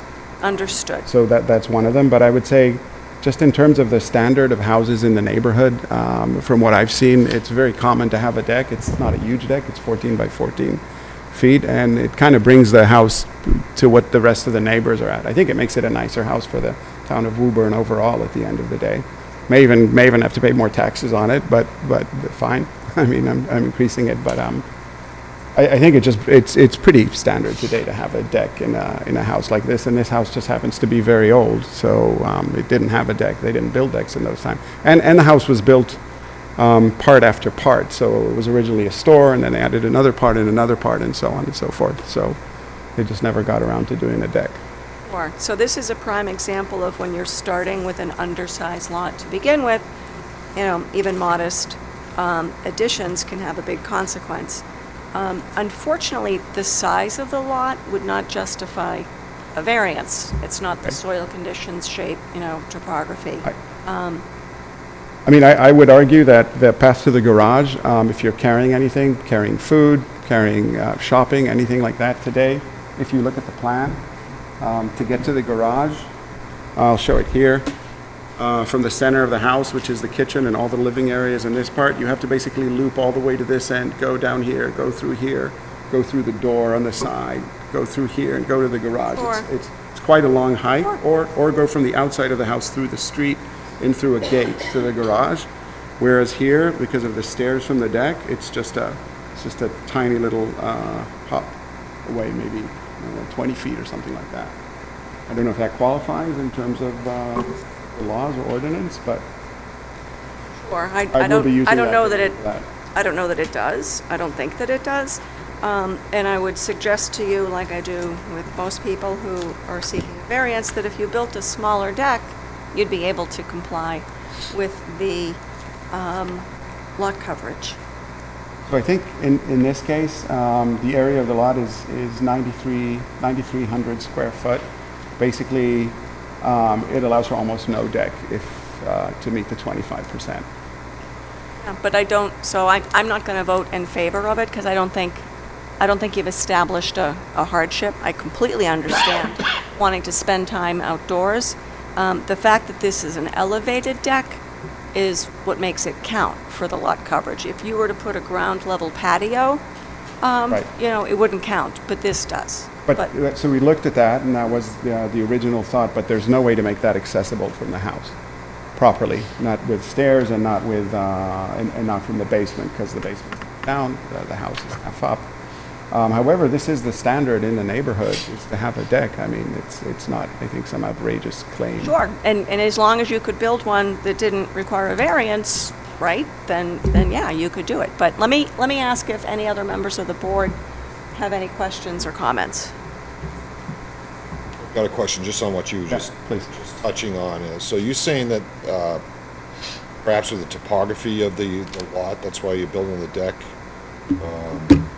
instead of like a patio type of thing? Is Right. that Right.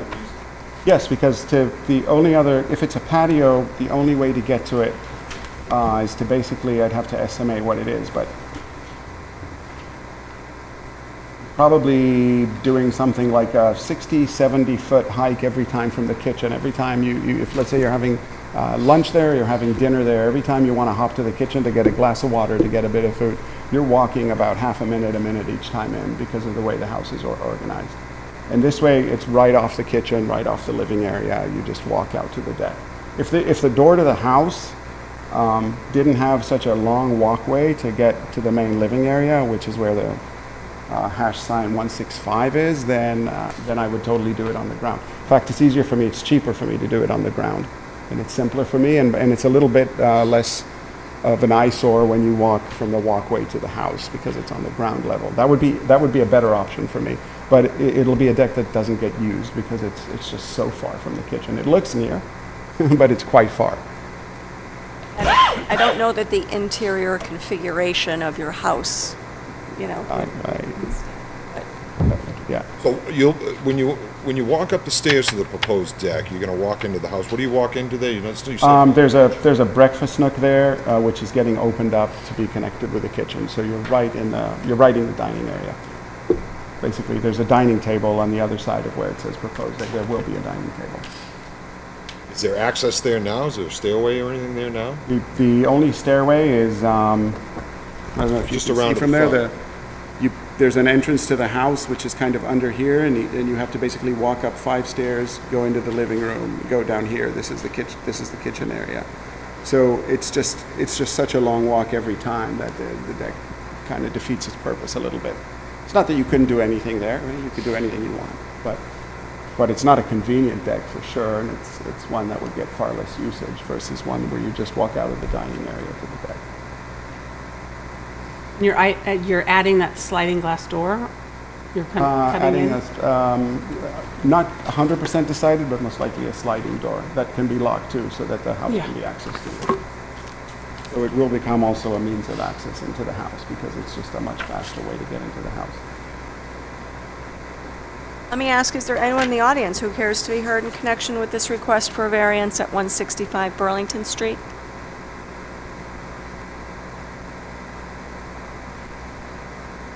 How does the board wish to proceed? Any further questions? I do have one more question, sorry.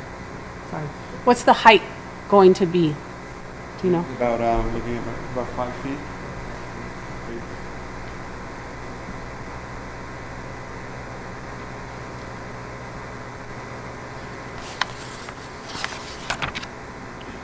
Got a question. You see it sometimes that decks turn into 3-season porches and then they turn into a full addition.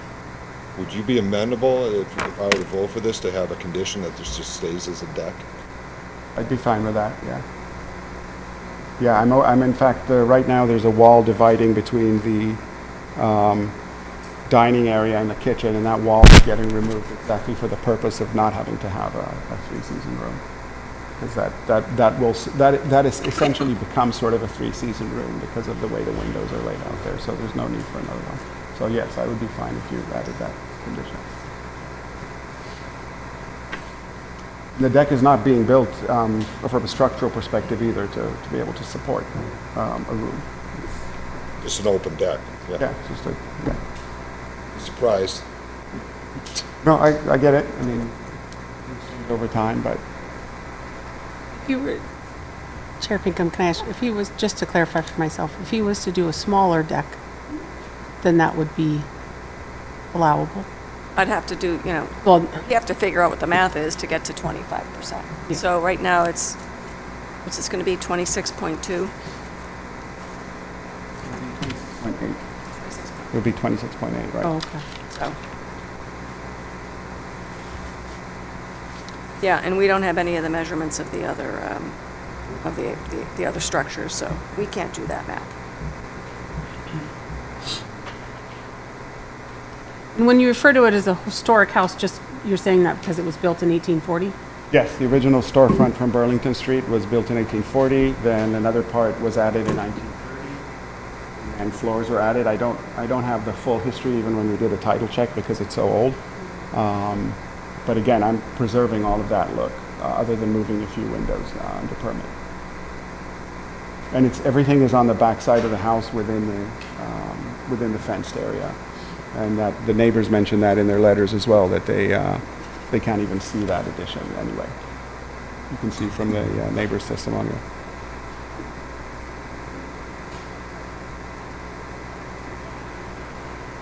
It's odd that that level of the house is so high up, 5 feet there.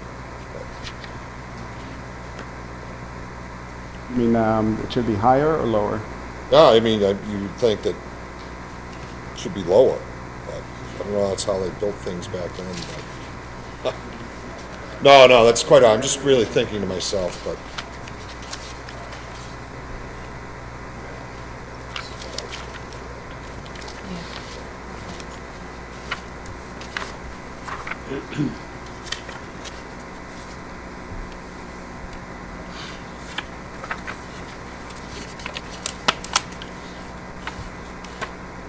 Yeah, I mean, so I don't know, I'm trying to figure out if a 10 by 10 deck, that would be 96 square feet less, which is more than, but let me do that. 96.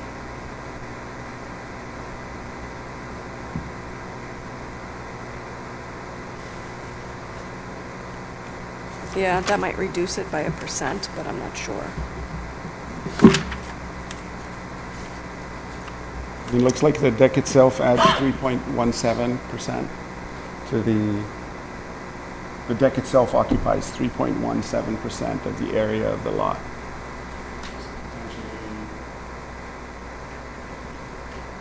The deck was about a third of its size, or something like that. It could fit just under the 25, roughly 40% maybe. I have to do the exact math, but I'm not sure that that's practical enough in terms of just even being able to put a table there and some chairs. It would give you a lot better access to your. It would solve the garage access part, yes. In any event, how does the board wish to proceed?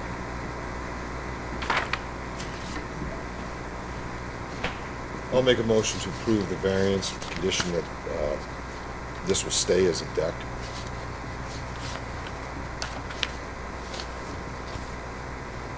Would second. All in favor of the pending motion? Opposed? All right, so that did not pass. 4 votes for the variance.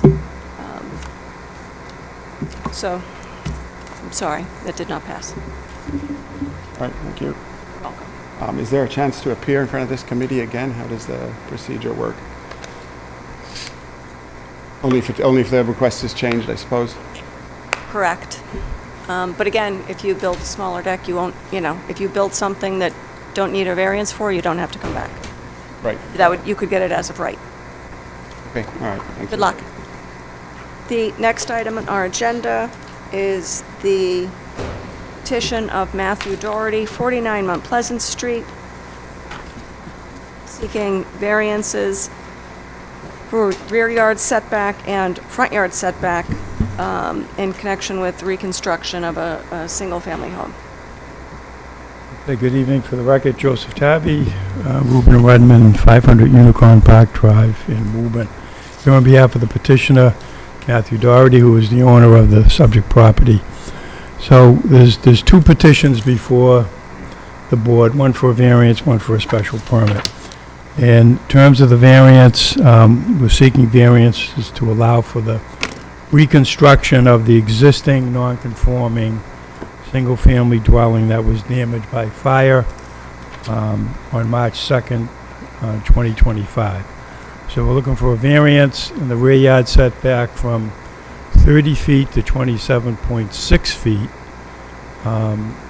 to accommodate the deck. It's already an existing deck on the property. The setback from the dwelling to the rear lot line is 32.3 feet. And the requested reduction is to accommodate the deck over 4 feet in height to the rear of the dwelling.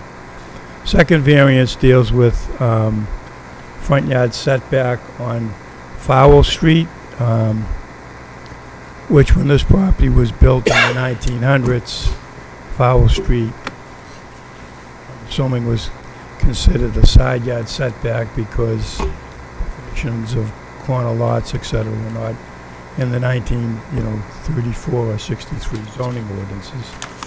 So in this particular case, we're looking for a reduction from 25 feet to 16.2 feet. Existing setback is 19.7 feet and non-conforming. So with this petition, we've submitted an area map, plan showing existing conditions, proposed site plan, and also elevation. This property is located in the R2 zoning district, which requires the following for a single-family dwelling. Lot size 12,000, the existing is 7,145 square feet. Lot width is 60 feet, and what's existing is 53 feet. Same with the street frontage, 100 feet is required. 53 is existing. On the side yard, 12 feet is required. The side yard setback on the right side of the property is 7.9 feet. It'll remain at 7.9 feet. On the left side, the existing setback is 19.7 feet, and that is proposed to be at 16.2 feet. The rear yard, the existing setback is 43 feet. The new dwelling is proposed to be 32.3 feet from the rear lot line, which will be in compliance with the required 30 feet. And the proposed deck is approximately 27.8 27.6 feet from the rear lot line. In terms of the front yard setback, the existing setback is 21 feet. The building will be slid back a little bit to be in compliance with the front yard setback of 25 feet.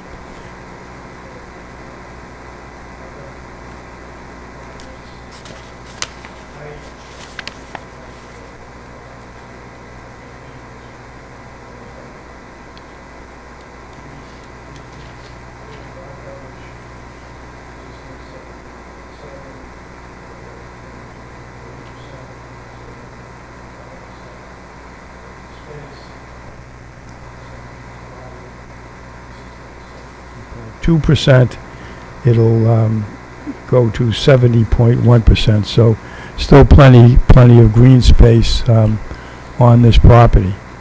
So according to the Assessor's Office and Records and Department of Inspectional Services, this single-family dwelling was constructed in the 1900s, and as a result of the current dimensional regulations of the 85 zoning ordinance, the structure is non-conforming as of lot size, street frontage, front and side yard setbacks.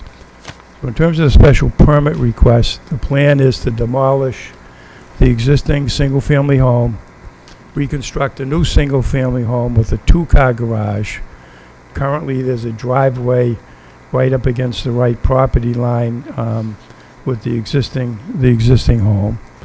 And then also a driveway would be added to allow for additional off-street parking that's shown on the elevation site plan.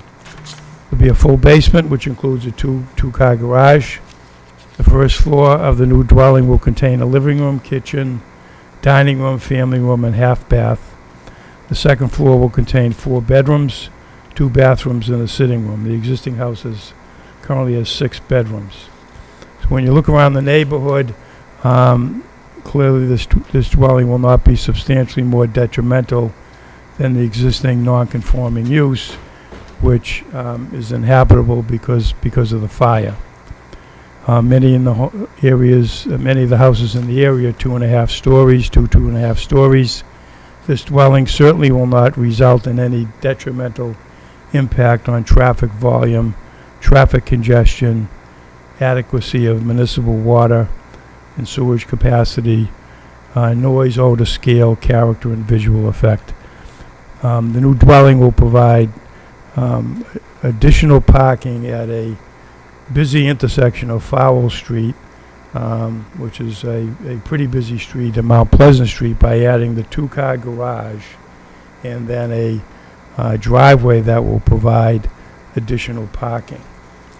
Now, in terms of the variance request, the location of the proposed dwelling is determined by the engineer. This is the best location for this particular lot.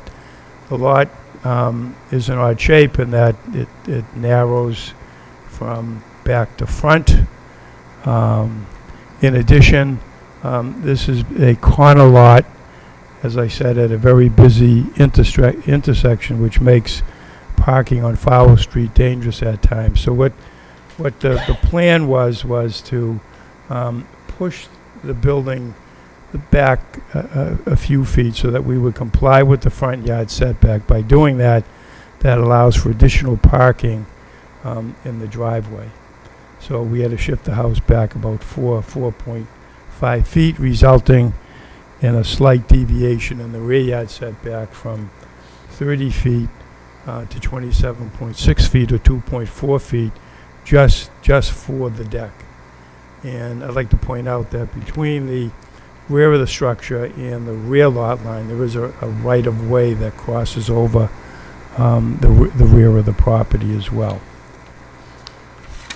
So it's our view that this proposal is not substantially more detrimental than the legal existing non-conforming use. It's consistent with other properties in the neighborhood, and we would request approval of both applications.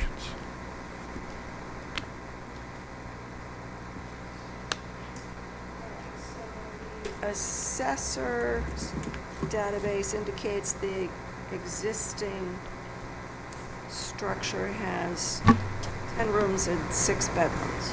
Correct. What's the count going to be for the proposed structure? I'm sorry? What's the count for the proposed structure? 4 bedrooms. How many rooms? Rooms, there's, you have on the first floor, you have obviously living room, kitchen, dining area. It's called 2 rooms, family room, half bath. So that's 1, 2, 3, say 3.5 rooms, half bath. Second floor, 4 bedrooms, 2 bathrooms, and a sitting room. So that's five rooms on the second floor. It's roughly the same number of rooms. Difference in the bathrooms between the existing and the proposed? According to the assessors, there's one full bathroom and one half bath. I'm sorry? There's one half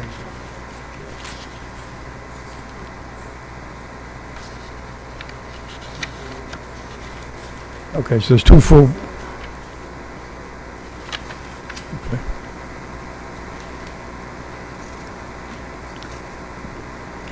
So what's the answer? Okay. What's the, do you want to approach and answer my question, or? So on the bathrooms, the assessors say it's Eileen Doherty, 9 Mishwam Road. It's a half bath is the difference. There were 2 full baths in the existing house that burnt down. Okay. And then the bathroom in the basement is, that's a half bath? it's a half bathroom in the basement.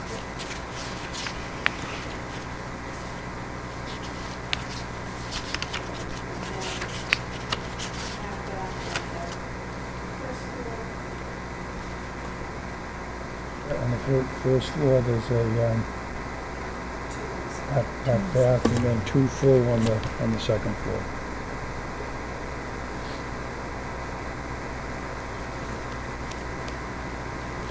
So I know the attic layout has it labeled as unfinished attic, but as you've probably heard me say before, I think anytime anyone goes to the trouble and expense of putting big shed dormers at the very top of the house, it's not typically done for storage on both sides. So clearly there's a potential for there to be additional living space both in the basement and the attic at some point in the future. And now there's going to be two doors are going to have direct access into the basement area under the proposed. Well, currently, it's a walkout now. Right. But I don't have plans of the current house, so all I can note is that the proposed plans, there's 2 sets of doors. One is under this proposed deck that you need the variance for.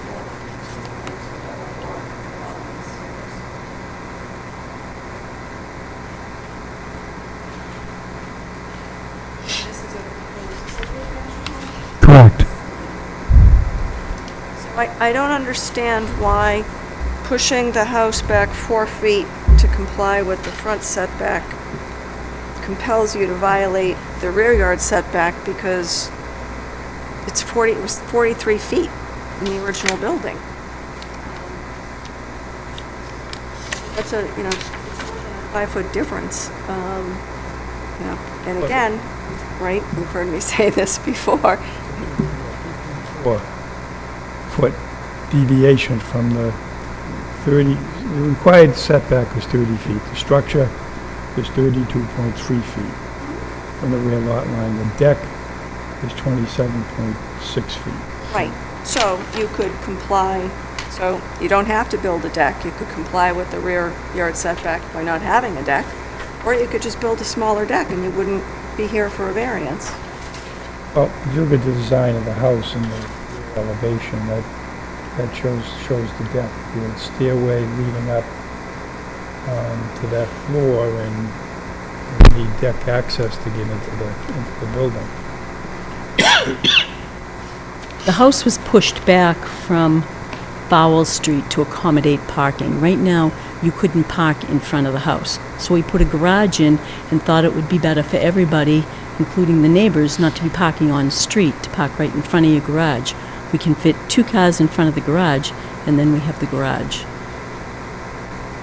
Yeah, I think that's great. But again, my only point is the house is only getting moved back 4 feet. And you have 43 feet of frontage, so, I'm sorry, it was 5 feet.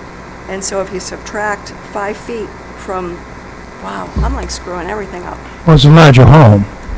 Oh, yeah, it's a larger home. Okay, so it's a larger home, but you could still have a larger home and push it back 5 feet and comply with the rear setback.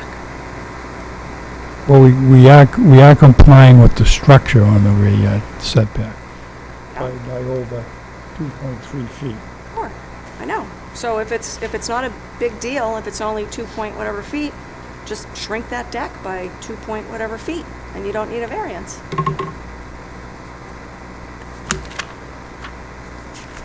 It is, I mean, it looks like so the assessor's plan says the original building is 2 1/4 stories. I know it's got the mansard roof. And now we're looking at the back of this, and I haven't done I don't know what the heights are. I haven't, analyzed whether the attic space with those dormers, how much, whether it's a story or not, but it looks like a more substantial building on a really small lot. It's only 7,145 square So right feet. now, that room on the 3rd floor where the mansard roof line is it was a full, huge 3rd floor up there. Yeah. A couple of rooms. What we're proposing is smaller up on the 3rd floor than that was. Right, in addition, the right side yard doesn't change. We're complying with the front yard setback, we're complying with the rear yard setback.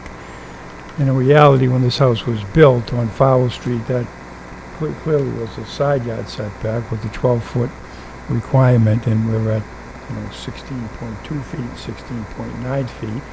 In addition, the open space is only reduced by 2.11%, and still 20% higher than what's the minimum requirement is. So I get all that. It doesn't answer, it doesn't answer why. There's nothing about the lot that compels the structure to violate the rear setback. So anyway, but let me ask, are there any other questions or comments by board members? Let me ask, is there anyone in the audience who cares to be heard in connection with this request for a variance and special permit at 49 Mount Pleasant Street?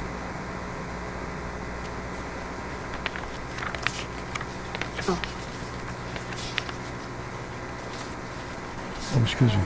Sarah Irvine. I live at 47 Mount Pleasant, directly next door. I've seen the plans. I pulled them from the city. I've reviewed them with my family. I don't have any opposition. I just wanted to put that out there. All right, thank you. So I have the schematics right. Right now, the driveway's on Fowl Street, but you're going to move the garage and the driveway to Mount Pleasant Street? But there is a driveway, Pleasant Street. Okay, that's up against the property line, so we're gonna move that to the left, so it's off the property line, and then build this new driveway that will accommodate 2-3 cars plus the garages. So you'll enter the garage on Mount Pleasant Street. Correct.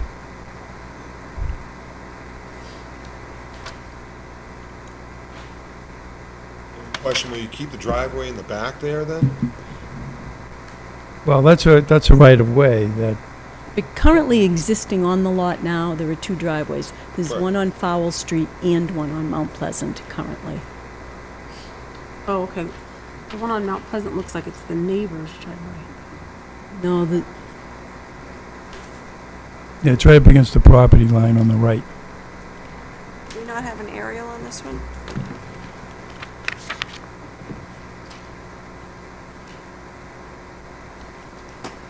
And so who's the right-of-way in favor of?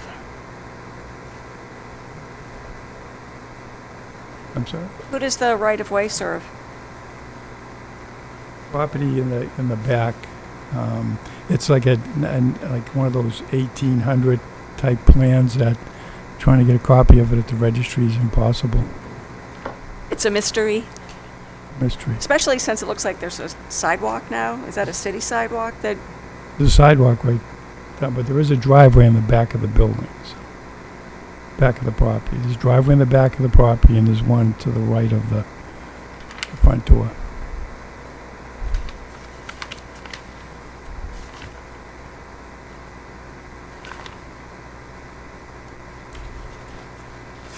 Any other questions or discussion? Sorry, I'm still trying to gather this. Yeah, these plans were pretty dense when you have two of them on one piece of paper.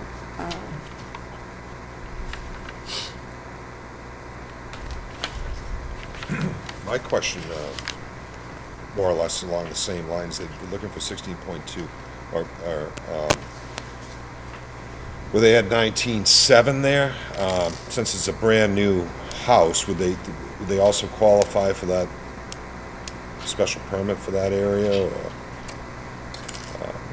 that would be the front setback?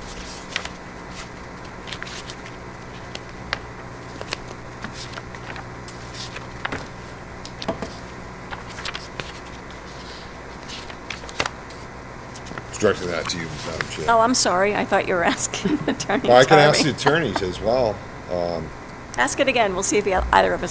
So the way the house currently is, you're already a non-conforming there in the front, right? You need 25 feet, you got 19.7. Yeah, you would Currently existing? need a variance to go. Variance, or would you need a special permit since, Well, no, 'cause since this is a new, this thing is 19.7, right, 16.2. you already had a non-conformity.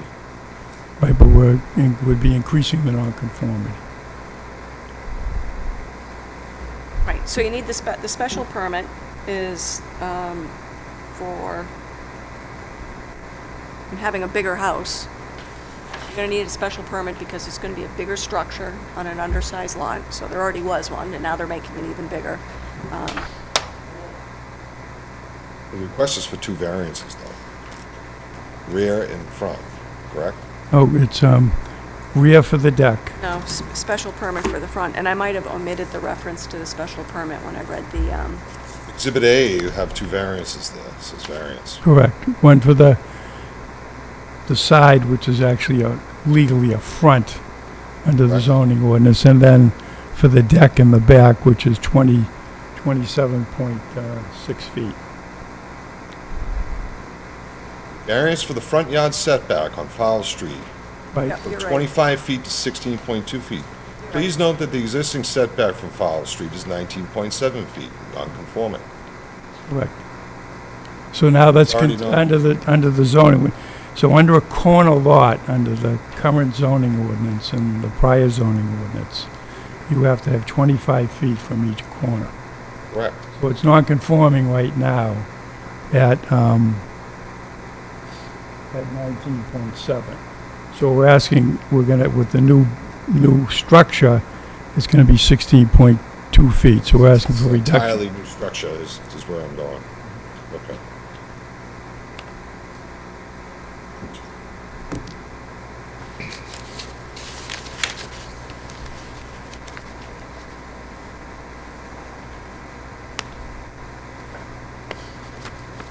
So if you look at some of these older homes that were built before the current zoning ordinance of the 1970s zoning ordinance, the setback's really at 12 feet, technically, on the Fowler Street side, because when it was built, it was the side yard, but the zoning has changed over the years, and we're dealing with 25 feet.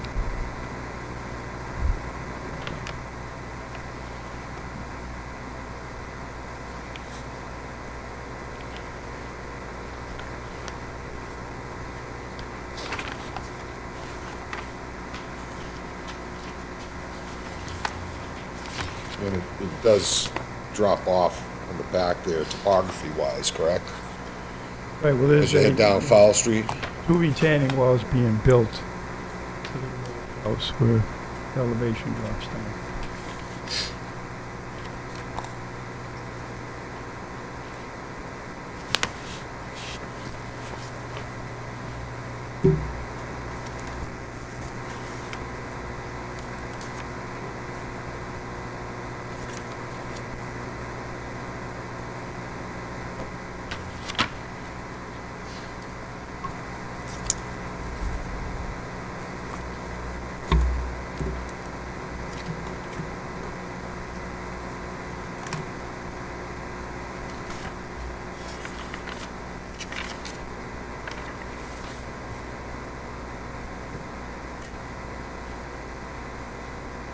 there a height on the right elevation or the left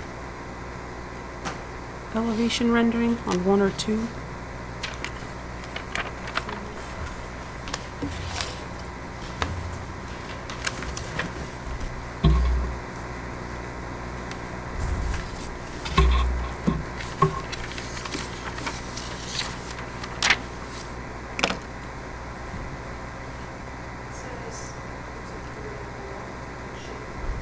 For the front, right?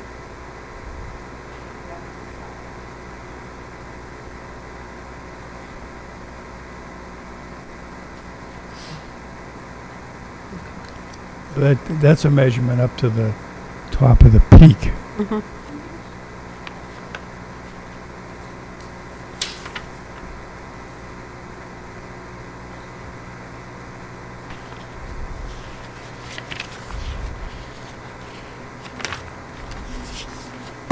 And on the rear, it has 41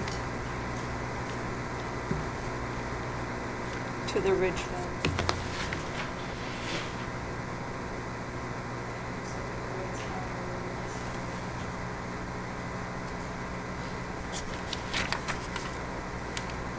It's enough to get you to a compliant height.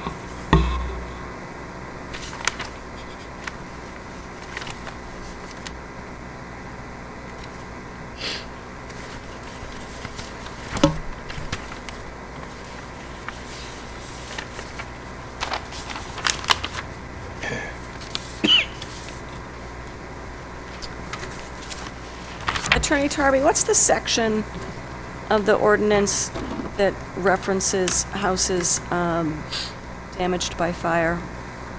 And does that only relate to the? I believe that's 7.6 maybe. I have my zoning ordinance.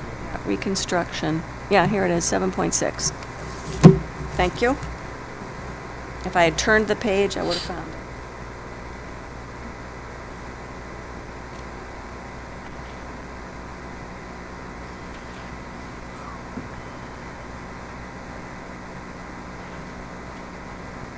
All right, so for the board's information, 7.6 reads, "No non-conforming use or structure which is damaged by fire or other natural cause to an extent of 50% of its assessed value may be reconstructed except as a non-conforming structure or as a structure constructed on the same foundation as the damaged structure and of no greater height or exterior dimension than the damaged structure it replaced.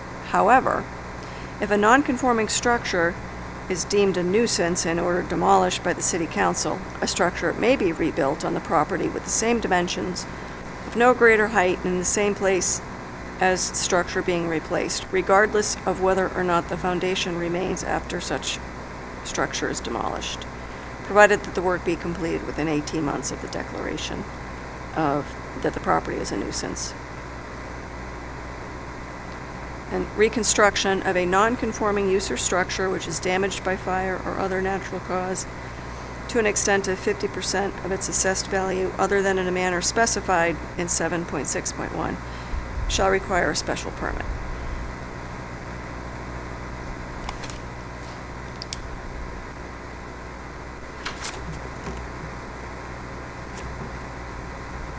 That's what we've applied for, as you know. Pardon? That's what we've applied for, special permit. Yeah, I thought, so I was reading the wrong, I thought this was one that was both a variance and a special permit.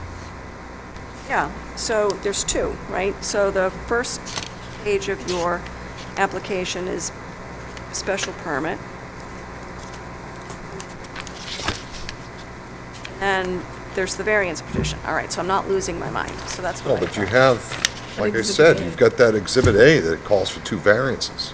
If it's Exhibit A, Yeah, and the notice of the meeting references variances. And that's what I read, and I was like, I thought this was a special permit. Anyway.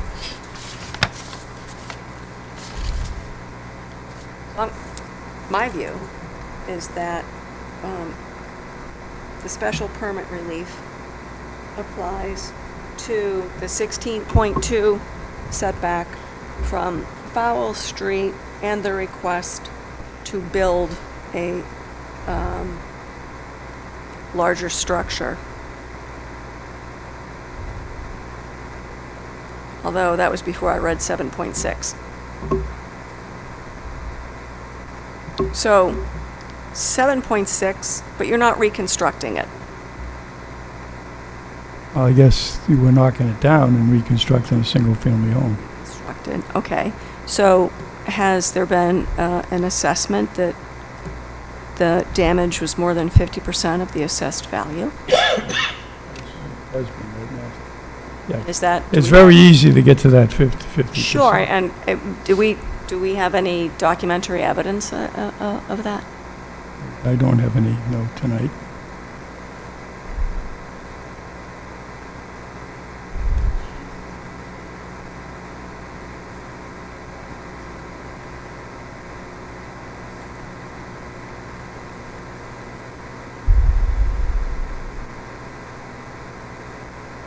So I think it's probably appropriate that that gets submitted to the board. No offense, not that I,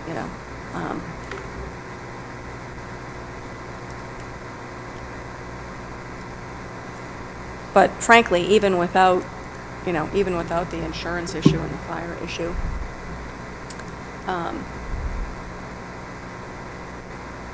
I would view this as what I just said, special permit required for the Fowle Street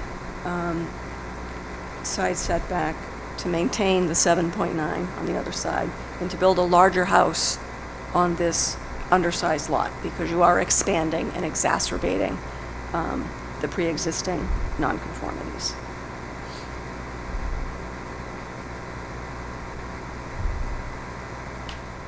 How does the board wish to proceed?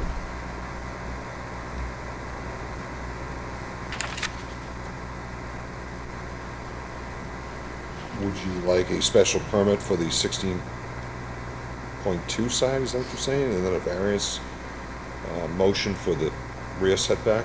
Yeah, I think each would need to be voted on separately. All right, so I'll make a motion.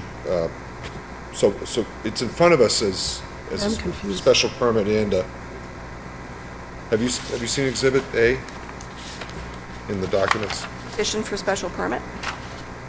Variance petition, and it references two variants. Oh, so That's why we're confused. I want to make sure I'm looking at the right thing. So the first page, No, it would be Yeah, this keep page. going. right, so the first page is for a special permit. Exhibit A is to the special permit. Then I get to variance petition. Also has an Exhibit A. 2. Yeah, so let me go back. So I think number 2, Special permit. so I apologize. I didn't understand. No, we were confused over here as well. Yeah. Okay, so what are you suggesting, Madam Chair? I think the special permit relief applies to the entire structure because it's bigger, taller, on an undersized lot. And to the, we're calling the side, well, let me say it again, the 19.7, sorry, the 16.2 setback from Fowle Street at the front corner, and the 16.9. So at the corner, both of the 16-foot measurements and the side setback of 7.9 on the, I don't see the directional thing on here, on the northern side lot line.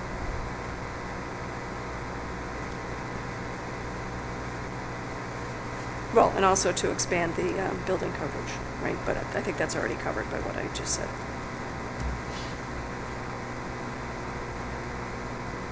So basically, it's special permit for everything except The rear. At 27.6 measurement from the deck.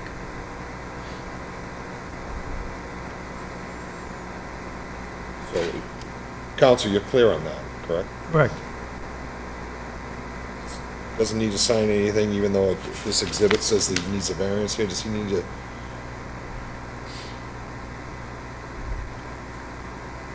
I'm happy to have the applicant sign a request for a special permit that confirms that he's seeking a special permit for everything except the 27.6.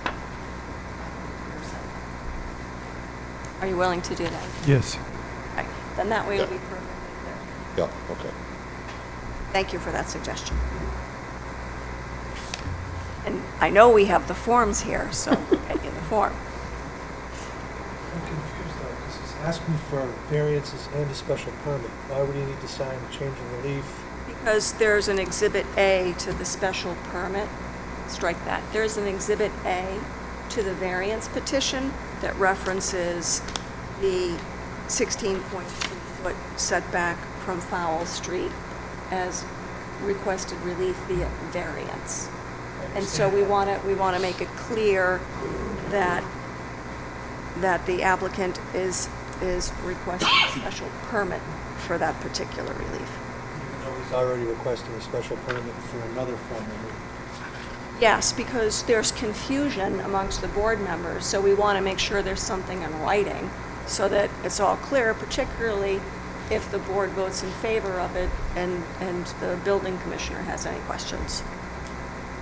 So I apologize, I hadn't noticed, I'm like, Exhibit A, it's right here, what's the big deal? I hadn't noticed the second one.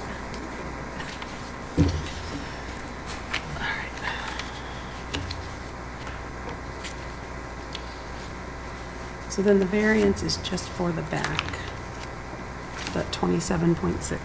Yep.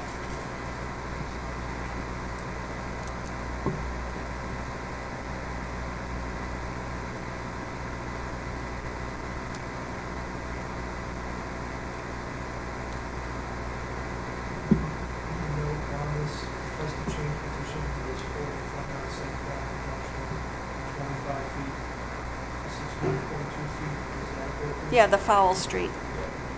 Thank you.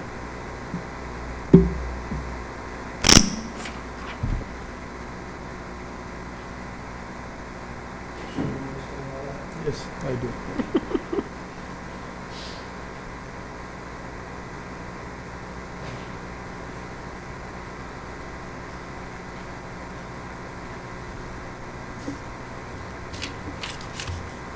So I'm going to ask for a motion just to make it triple.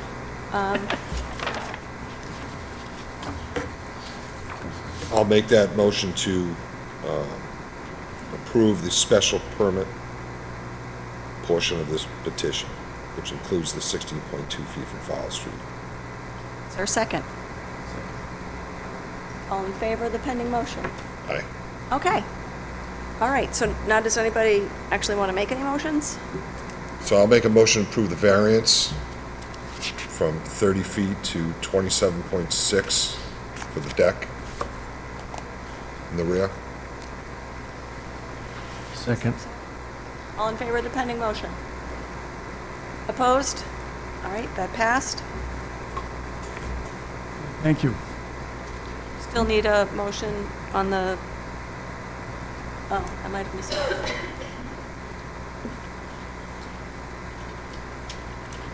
Entirety of the,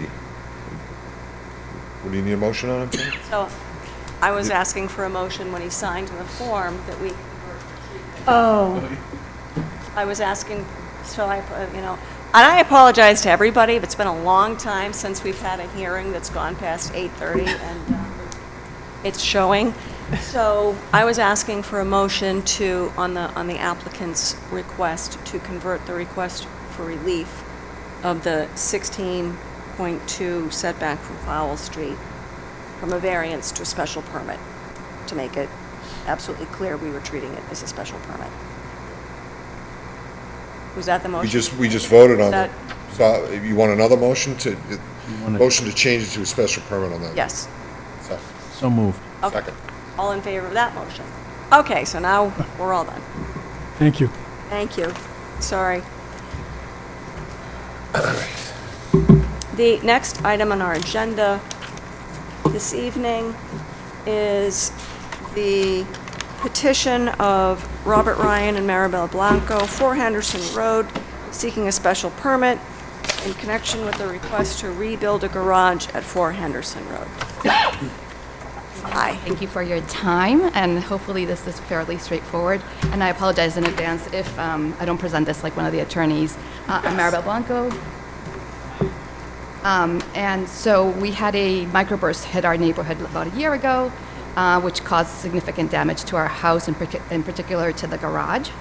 And so the house was built in 1960. The original owners built the garage at the time. And I understand that it's a non-conforming structure. And so we're looking to just basically rebuild it in the same exact footprint because it's not structurally sound. All right, so let me just find my...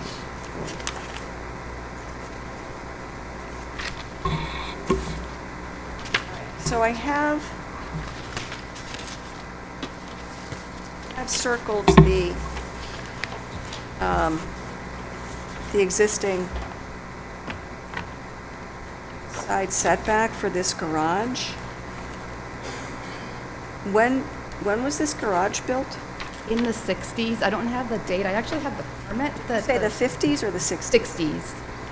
I have the building permit that was available, but there's no date on it. But it's the original owner, and I know the house was built in 1960. And does it reference a garage?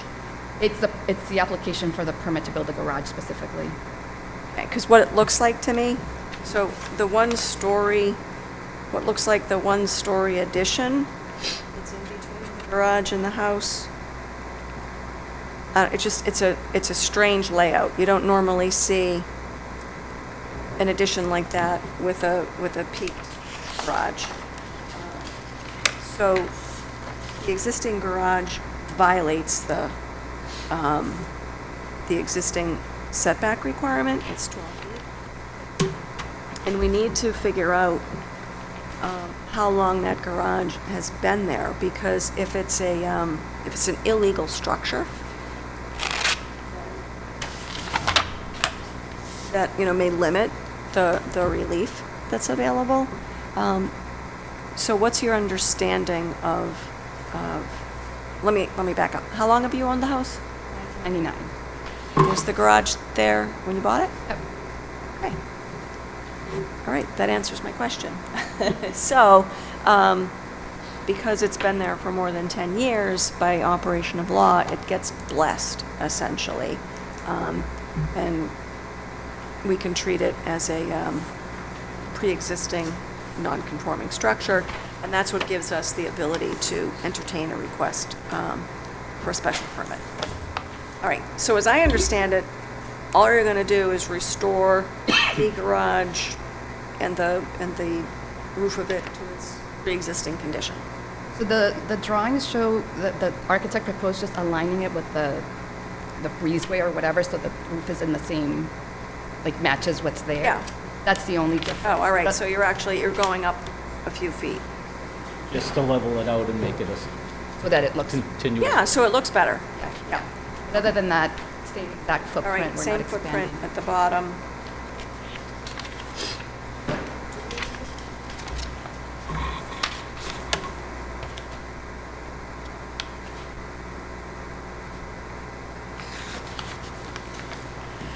Let me ask any other members of the board comments? It's exact same size.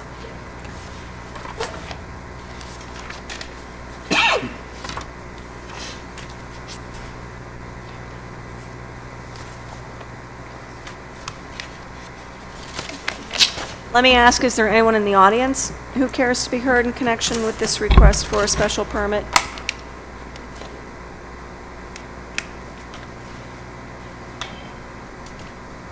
Larry Giuseppe, 2 Minchin Drive, Woburn. I've lived in the neighborhood directly across the street. I'm at the intersection of Minchin Drive and Henderson.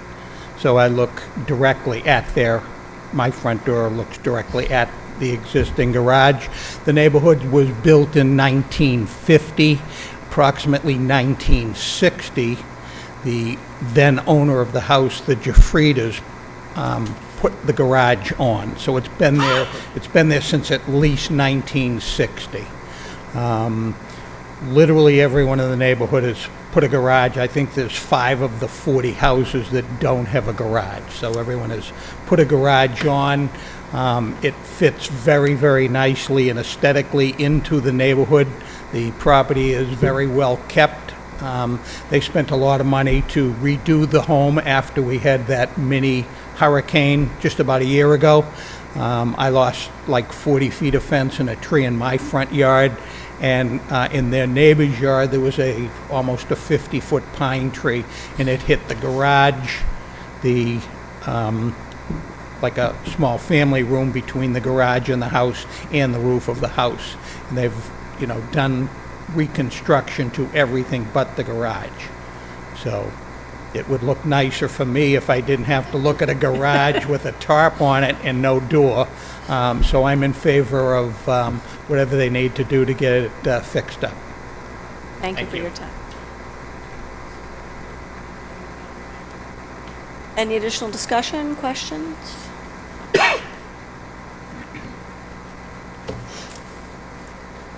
Did you have anything else to add? No, I didn't know if I was supposed to come back here. I don't know what the procedure is. How does the board wish to proceed? Move we grant the special permit. Second. All in favor of the pending motion? Okay. So that passed. A decision needs to be prepared and filed with the city clerk's office. No building permit will issue until there's a 20-day appeal period.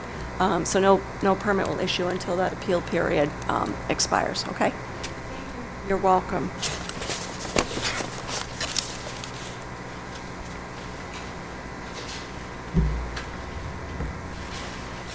The next item on the agenda this evening is the petition of Madison Holdings LLC, 369 Washington Street, seeking variances from front yard setback and side or rear yard setback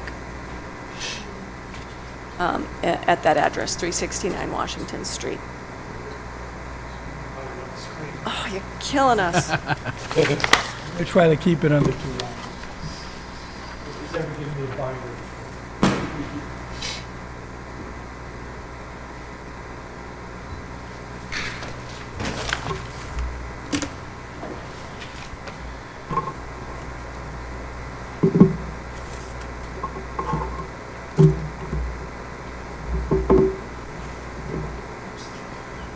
Want to close that? No, I'm good. I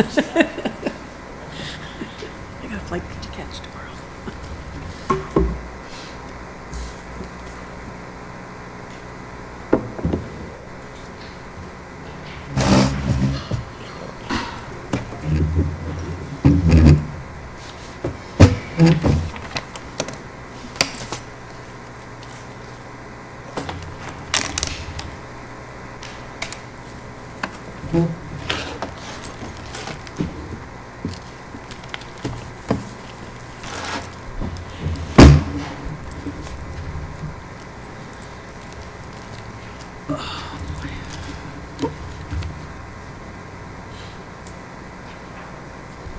To zoom it in more than that. Madam Chair, members of the board, for the record, Joseph Tabby, Reuben Rudman, 500 Unicorn Park Drive in Woburn, here on behalf of Madison Woburn Holdings LLC. With me this evening is Dennis Darbo, who's the principal owner of Madison Woburn Holdings LLC, and Nick Delacava of Allen and Major. So, petition is seeking the following variances from section 6.1 of the table of dimensional regulations. One, and Nick will go over these requested variances in a second.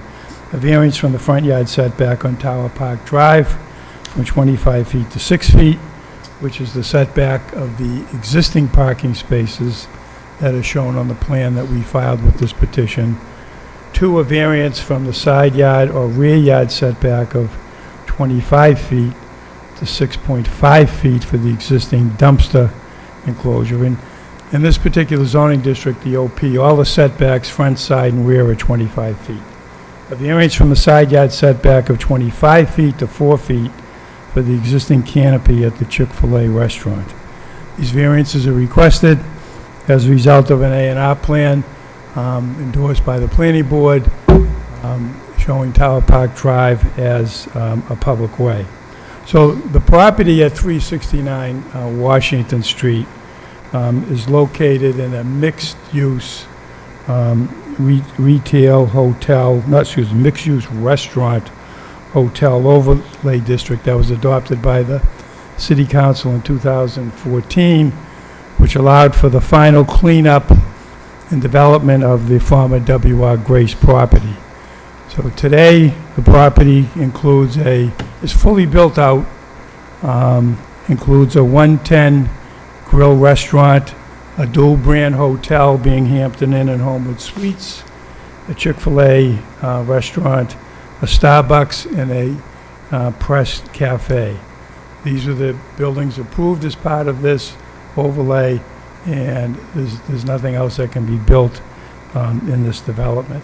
So I think it's important to give you a quick background on Tower Park Drive that resulted in the approval not required plan that's subject to this variance here.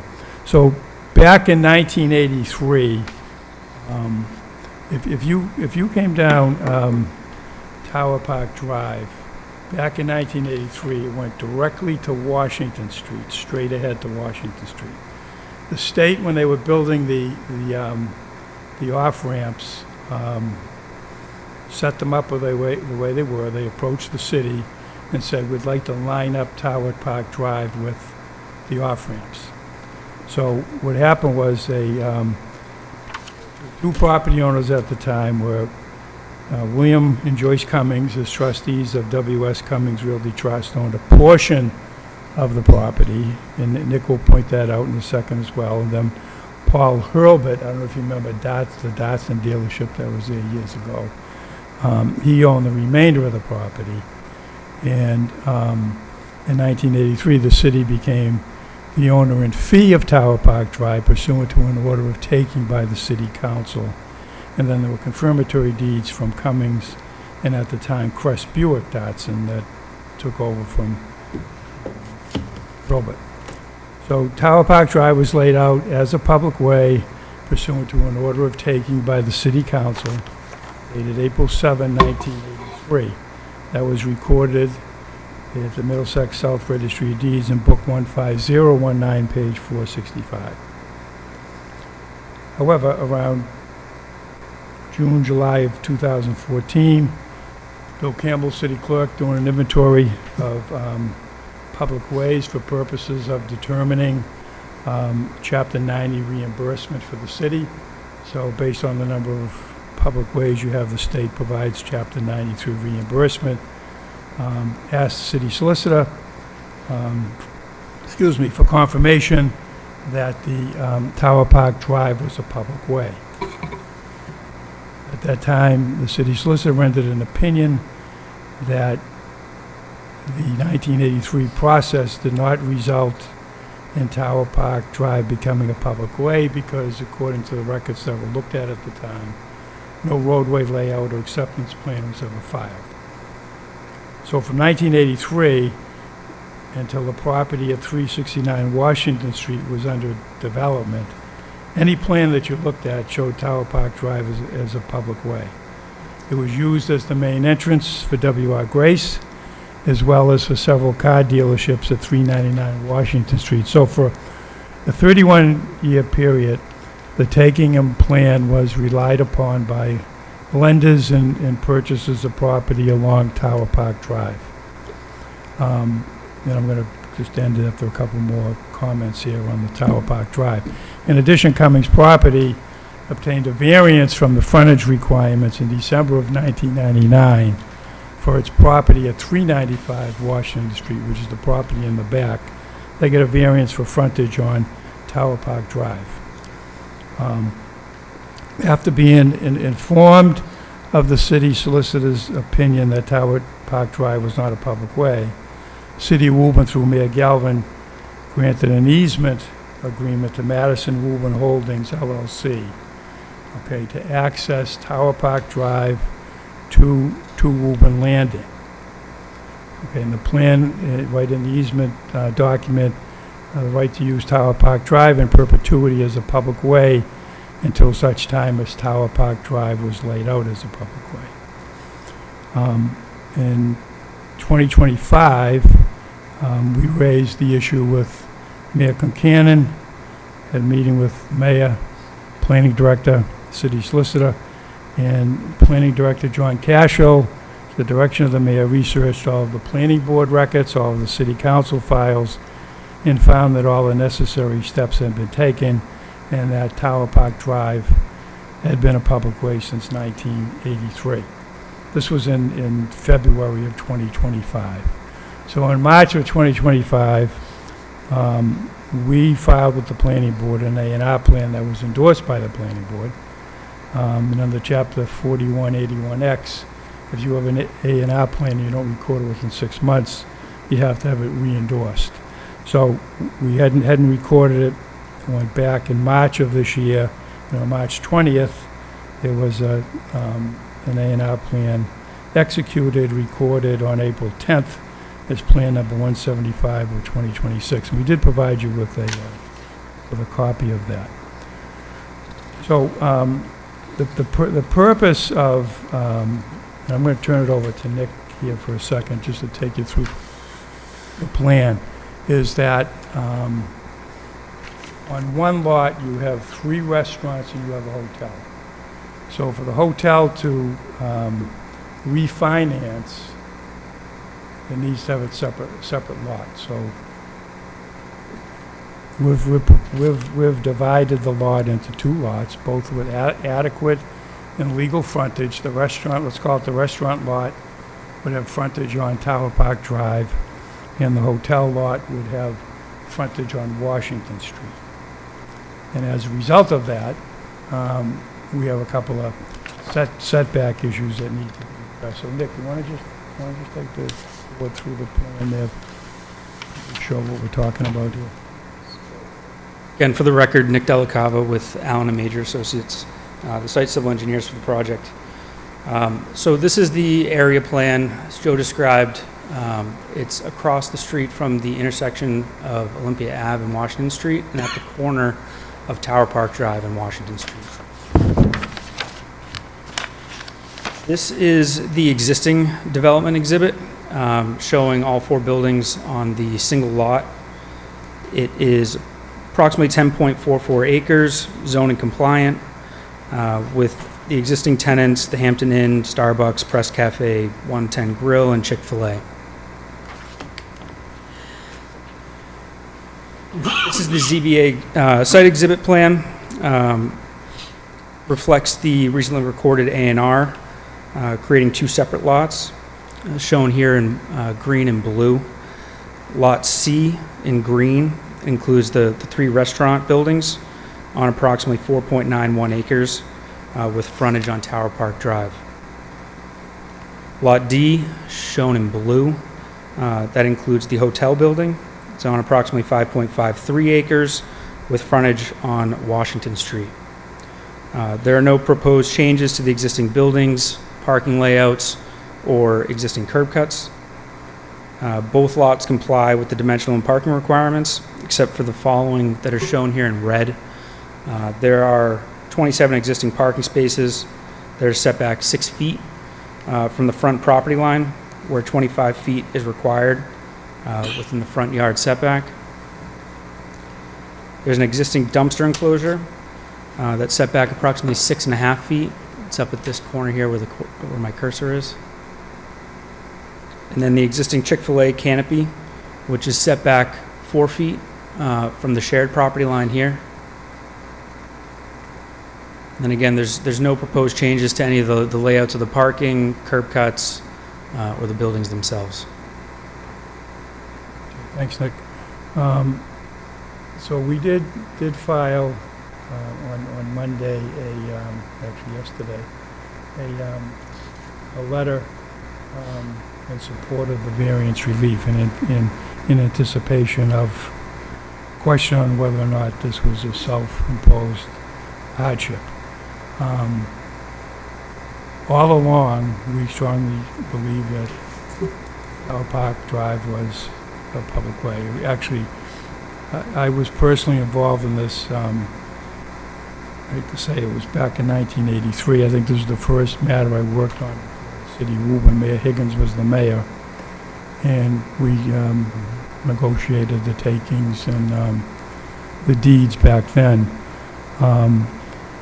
And we did cite a case called Adams v. Broly. In that case, the appeals court accepted the premise that a hardship is not self-created, with the operative event producing the need for variance release as an external governmental act rather than the owner's own intentional creation of a non-conforming lot.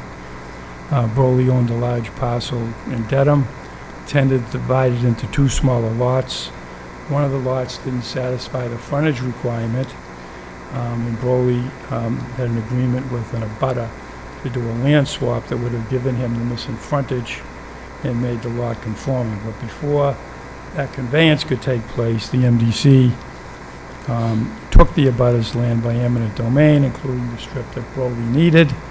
As a result, he applied for a variance. The appeals court affirmed the variance, held that the hardship was not self-created, and stressed that Broly had taken the necessary steps to make the lot conforming, that no variance had been sought before the public taking interfered, and that the actual hardship was caused by an extrinsic act of public authority not within his control. The court went on to draw a clear line between that circumstance and the common line of cases where the owner creates or retains a non-conforming lot by conveyance or subdivision and asks for a variance to salvage it. So in this particular case, the hardships, triggered by the A&R plan, rather than any newly created physical nonconformity. As Nick indicated, the parking spaces, the dumpster, canopy were already there. The variance arises because of the endorsed A&R plan. And this is the first step in the process.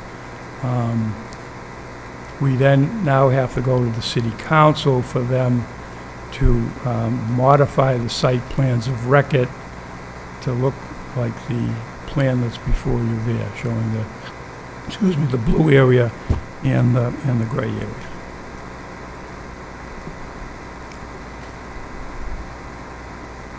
So, yes. Frankly, until I saw that, Fine. I had no idea Yeah. what was going on. Right. So, thank you. Why is there this little outlier section of Lot C that looks like it's now a landlocked piece of property that no one can access except whoever owns Lot 1D? You have to have good eyes to figure that out. I'm going to have Nick explain it, because that is connected. It was purposely established that way. So Nick, you want to just address that? Oh, I see it. It's a very small little walkway, almost the green on top of the purple Oh, okay. in front of the parking spaces. I think you can only. Correct. That's correct, yeah. It's tough to see from where I you still have good eyes apparently. Can you repeat the question? Is the question how it's connected, or Yeah, is yeah. why it's there, why it's connected? Yes, because now we have two. Yeah. So it's connected, there's a 1-foot sliver. You can't see it with the lines, Not but getting a there's, variance for that in the future. I'm just telling you right now. Okay. so that's how it's connected. There is a 1-foot gap between the blue and the green. You just can't see it on the plan view. The reason that it's included in the restaurant parcel is just to maintain the minimum zoning requirements for open space.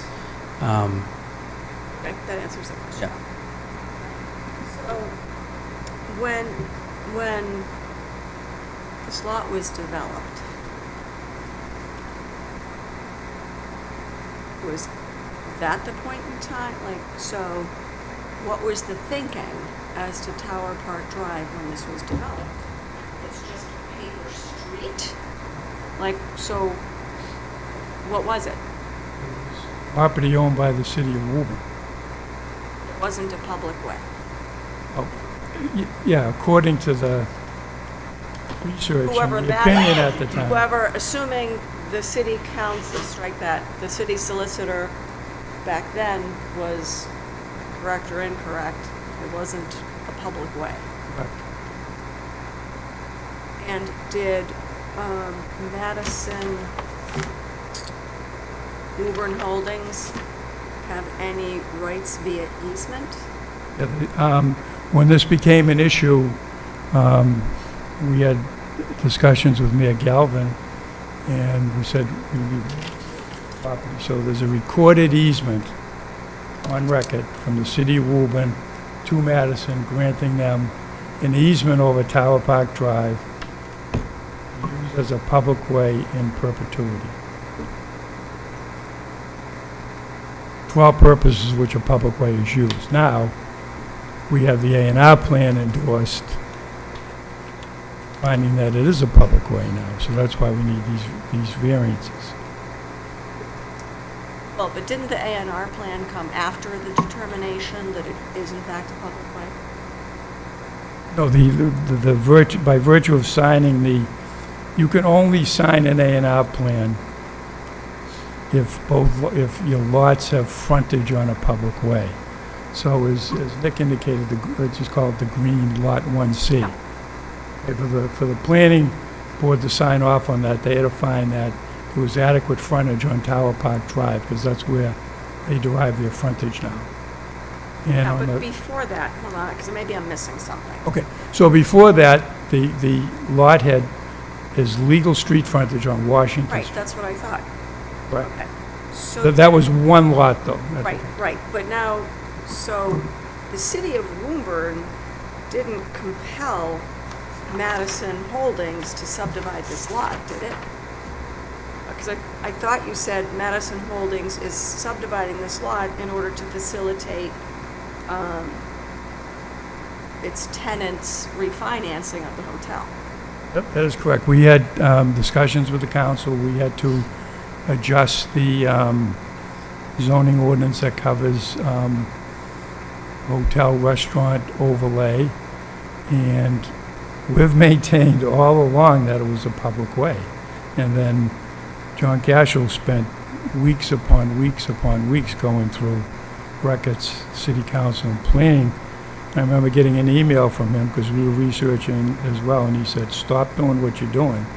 I have found evidence that without dispute, this is a public way." When the parking spaces were laid out, Yeah, they were laid out at the time where we were told it was just owned by the city and the sure, but you only put the parking spaces on Madison. Correct. Setback from Madison LLC's property line, right? It was a setback from the common boundary line between the city and Madison. You're allowed to go 5 feet, okay, except if it's frontage. If it's frontage, you have to be back 25 feet. So at the time, it was considered, All right, so it not- wasn't frontage, so we actually were back 6 feet instead of 5 feet. All right, so that answers that question. And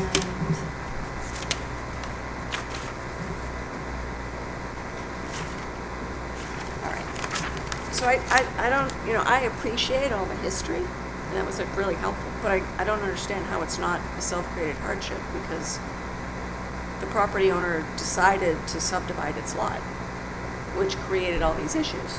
Well, yeah, but even without dividing into 2 lots, the city, the planning director finds there was a public way. We could have filed an Right, A&R and that plan. triggers, It still showed it as 1 lot. okay, all right, I think I'm all set. Anybody else have any questions, comments? Just want to be clear. So this really isn't, everything's already in place. This is right? I mean, you already have the dumpster there, you already have the parking there. This isn't to make a change, this is to, Nothing is gonna change. it's already there. Whatever's over, I mean, I've been That's- over there 1,000 times, so I know It's it. fully developed. Yeah, And the canopy, the Chick-fil-A canopy, that's like the drive-through thing? correct. All right, let me ask, is there anyone in the audience who cares to be heard in connection with this request for variance at 369 Washington Street? So how does the board wish to proceed? I move we grant the variances. I'll second. All in favor of the pending motion? Opposed? All right, so that passes, and you are familiar with the timing, right, Cora? Thank you very much. Thank you. Of course. Welcome. Next item on our agenda is the petition of Michelle Bogus, 108 Main Street, seeking a variance to reduce the rear yard setback from 30 feet to 23.3 feet for an addition. This is Mr. Juliuson. He's, Ms. Bogus has signed or sent an email, authorized him to represent her in this matter. I am the architect representing Michelle Bogus. Welcome. Property owner. I brought drawings. I don't. If everybody's got drawings, I'm not going to bother with these. Should we get the screen down? You Well, sure you don't want to. I thought about that. But she wants to build a master bedroom in the backyard. She has mobility issues, and the house is small. She lives there with her 3 daughters, and needs a first floor bedroom. To really get one that's sufficient, you need to go over the property, over the setback, because that would only leave you with a 13-foot bedroom and with a handicap accessible bathroom, and it just wouldn't work. So now I wanted to ask a question because I've listened, sitting here, and I'm not an expert at this. I've done a few of them. I'm an architect, not a lawyer. But I was hanging my hat on the hardship of being a small, being a small lot. Undersized lot. Undersized lot. Yeah, so there's case law. Yeah. A lot of cases that say, yeah, having undersized lot is not a hardship. It's not, I could kind of say Under well, the so variance. I've heard people change up here to special permit. Is that something that's possible? So this lot, it's an undersized lot. It only has 56 feet of frontage. But the problem is you're creating a new nonconformity. So the existing structure complies with the rear yard setback. And so a special permit would allow you to expand the existing nonconformities, but the structure meets everything except lot size and street frontage. And so you can't fix that, so. Lot size and. But, so for example, I'm looking at this, so you're kind of like, my comment to you would be, gee, if you build an addition that's not a perfect square that's attached to the back of the house, but if you make it more rectangular, I don't really know how much additional width that's going to get you, but what I say to everyone is if you build a smaller addition, you can comply with the rear setback, and the statute requires us to make a finding that there's something about the real estate itself, right? Shape, topography, wetlands, ledge. There's something about the real estate that compels you to violate the rear yard setback. But we've got 2 feet to play with on one side, and we've got probably, I'm going by memory here, but I know Sure. it's 17 on the other, which gives you 5 feet. But the other thing, and this wasn't part of the petition, was she wants to put or wants to study, and you'll see, I think you'll see it on the drawings, that there's a ramp there. It wasn't supposed to be part of this petition. Well, we don't, the ramp, so my understanding is that any, access is not subject to. Understand. To the, you probably know better than me, is subject to the restrictions. Yeah, and she widening the footprint of the house. It really, and you put a ramp there, and she wants the place to turn around. I do have, you know what? I do have something that I might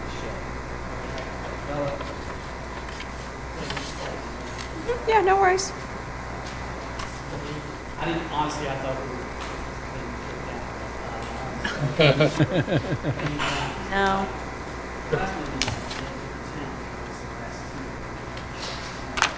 Well, I mean, it's not even 10 o'clock at night, so it's close to my bedtime, we're still here, so.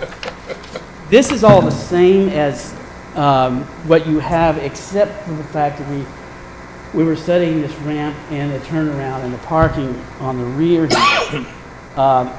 We kind of wanted this space here for the ramp.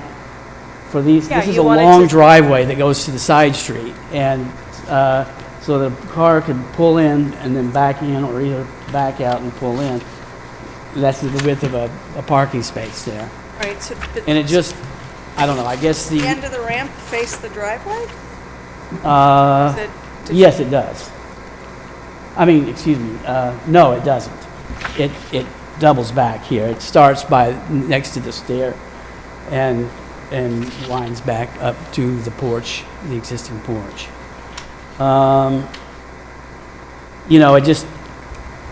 It seemed logical that it just was an extension of the existing house, and the geometry of the, from the elevations, it all just worked.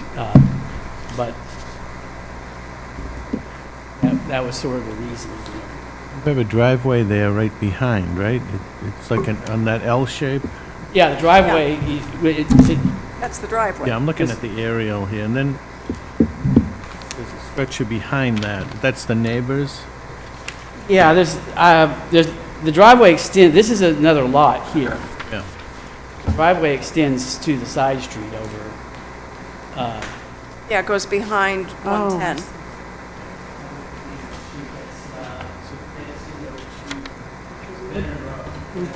It's an L street, it's an L-shaped lot, right, with the driveway. yeah. It's only a 15-foot swath.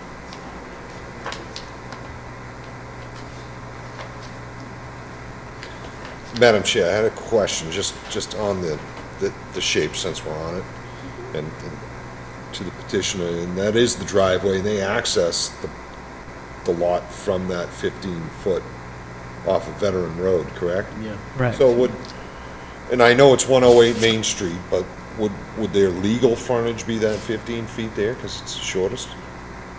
I mean, if you,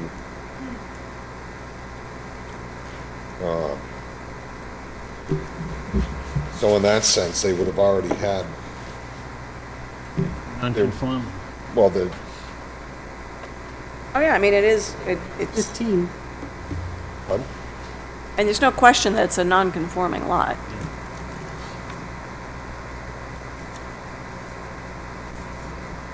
What is treating the veteran as the front? How does that advance The it? frontage, because it's the shorter of the two? Yeah, but how does that, So let's say they call that the legal frontage, I know, so you need 25 feet in the front. But the sides would the sides not be side facing Main Street? And the other side would be towards where the addition's gonna be built? I always need the building commissioner to do that for me. The rear lot line would be 15.9, 14.4. But I don't know how Read that?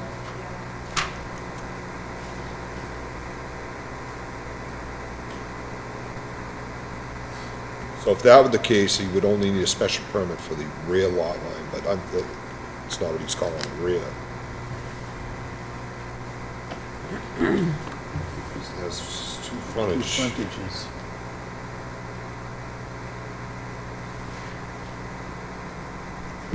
Usually it's, here, I think it's opposite of the shorter frontage.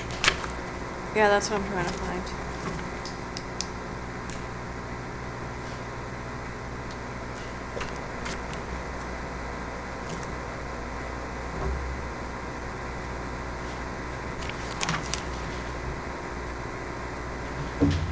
Stronger. Lot line front. The lines separating a lot from the right-of-way of a street. On a corner lot, the shorter street frontage shall be considered the front lot line. But this isn't a corner lot, What's the definition of a corner lot? right? I think a corner lot is the intersection where there's like a right angle, but let me say, They have that. rear, any lot line which is not a front or a side. The lines separating a lot from the right-of-way. I mean, so that is a front lot line.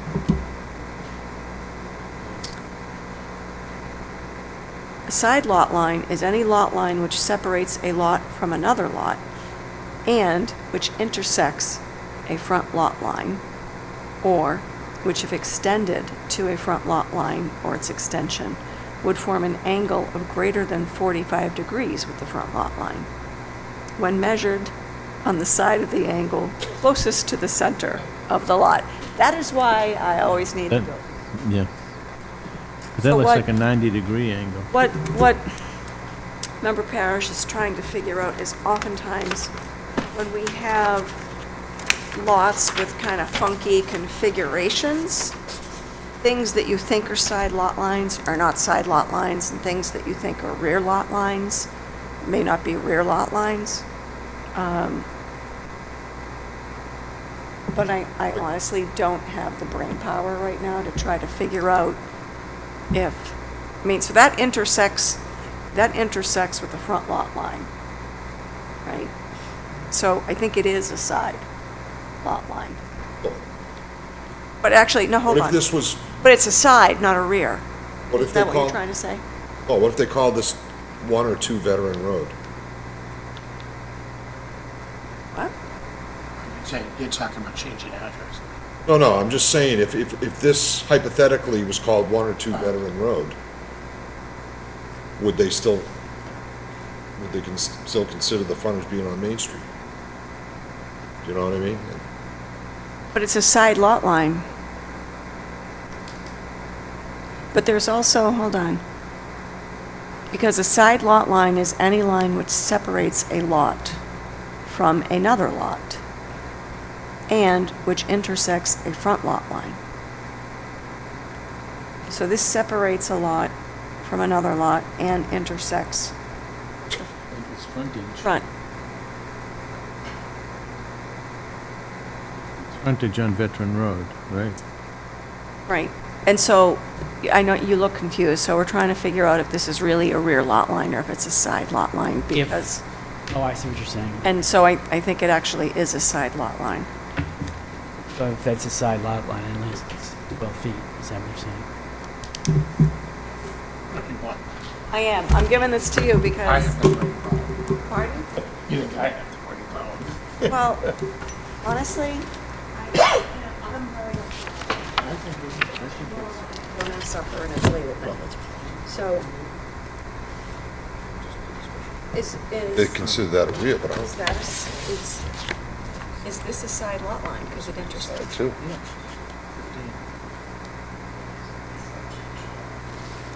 No, it's just a lot line, front lot line, doesn't matter whether it's frontage. Front lot line separates a lot from the right-of-way of a street. I don't even think it's considered being a car lot. Actually, I have to. But that definitely. It's that. you agree? For sure.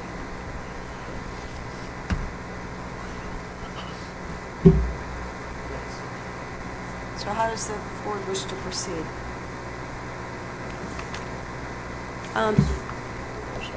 So, did you confer with anyone before filing a variance petition? Did you talk with anybody in the building department? I called the city just to ask about the process. I know in some towns you're required to submit a plan and get rejected to even do an application for the ZBA, but they said no, if it's cut and dry. Yeah, we don't File need it. plans, we don't need plans for variances. Right. Okay, so did anybody from the city take a look at this and say, yeah, that's a rear lot line and you're gonna need a variance? No. Well, I mean, we looked at it when we filed it, you know, and tried to make a determination on the spot. But It might be a special I permit, right? think I just convinced myself that it's a, no, I think it's a side lot line. And the side setback is 12 feet. And, So they would need so where's the rear lot line then? well, the rear is anything that's not a side or a front, right? A rear lot line, geez, sorry. Any lot line which is not a front or a side lot line. But that intersects and that intersects. So maybe they're all sides and there is no rear. I mean, we do have these funky,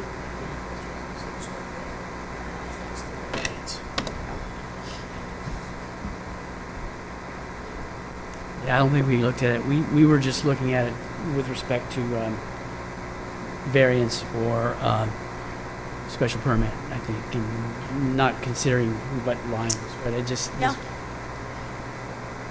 I think it's a side lot line, and I think we have, because it's an undersized lot without enough frontage, because you seek to, so it's a non-conforming structure. And because you're seeking to extend and exacerbate the existing nonconformity by having a larger house on an undersized lot, I think the board has the authority to issue a special permit if you want to consider asking the board to do that. Or you could, if you want to make, or you could ask for a continuance to double check to make sure that we're right, or, it's really up to you. Well, my understanding is that a special permit just requires that it not be more. Substantially more detrimental to. I can't see how that would be the case. You can't see it from the Main Street. You have to really cock your head to see it from. All right, I was just wondered, there is a representation as to the proposed lot coverage, because that was going to be my next But it does meet the lot coverage. question. Okay.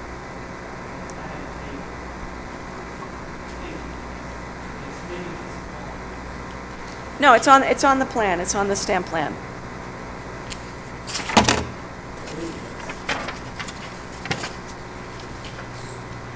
What would you like to do?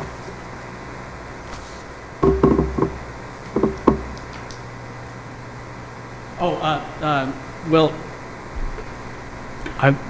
special permits, okay with me. I mean, I think that That we'll ask you to sign.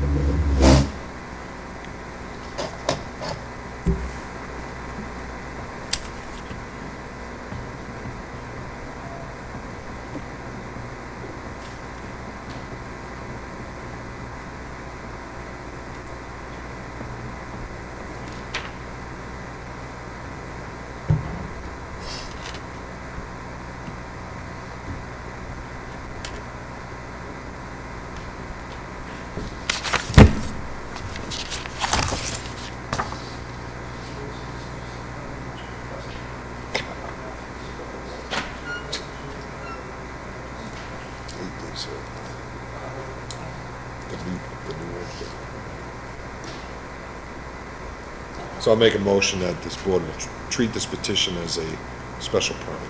Second. All in favor? So we're going to treat this as a special permit. As indicated, this is a non-conforming structure based on the lot doesn't meet the minimum lot size, does not meet the minimum street frontage requirement. Any discussion, board, about the proposed plans or the request to convert this and strike that permit to allow the proposed addition?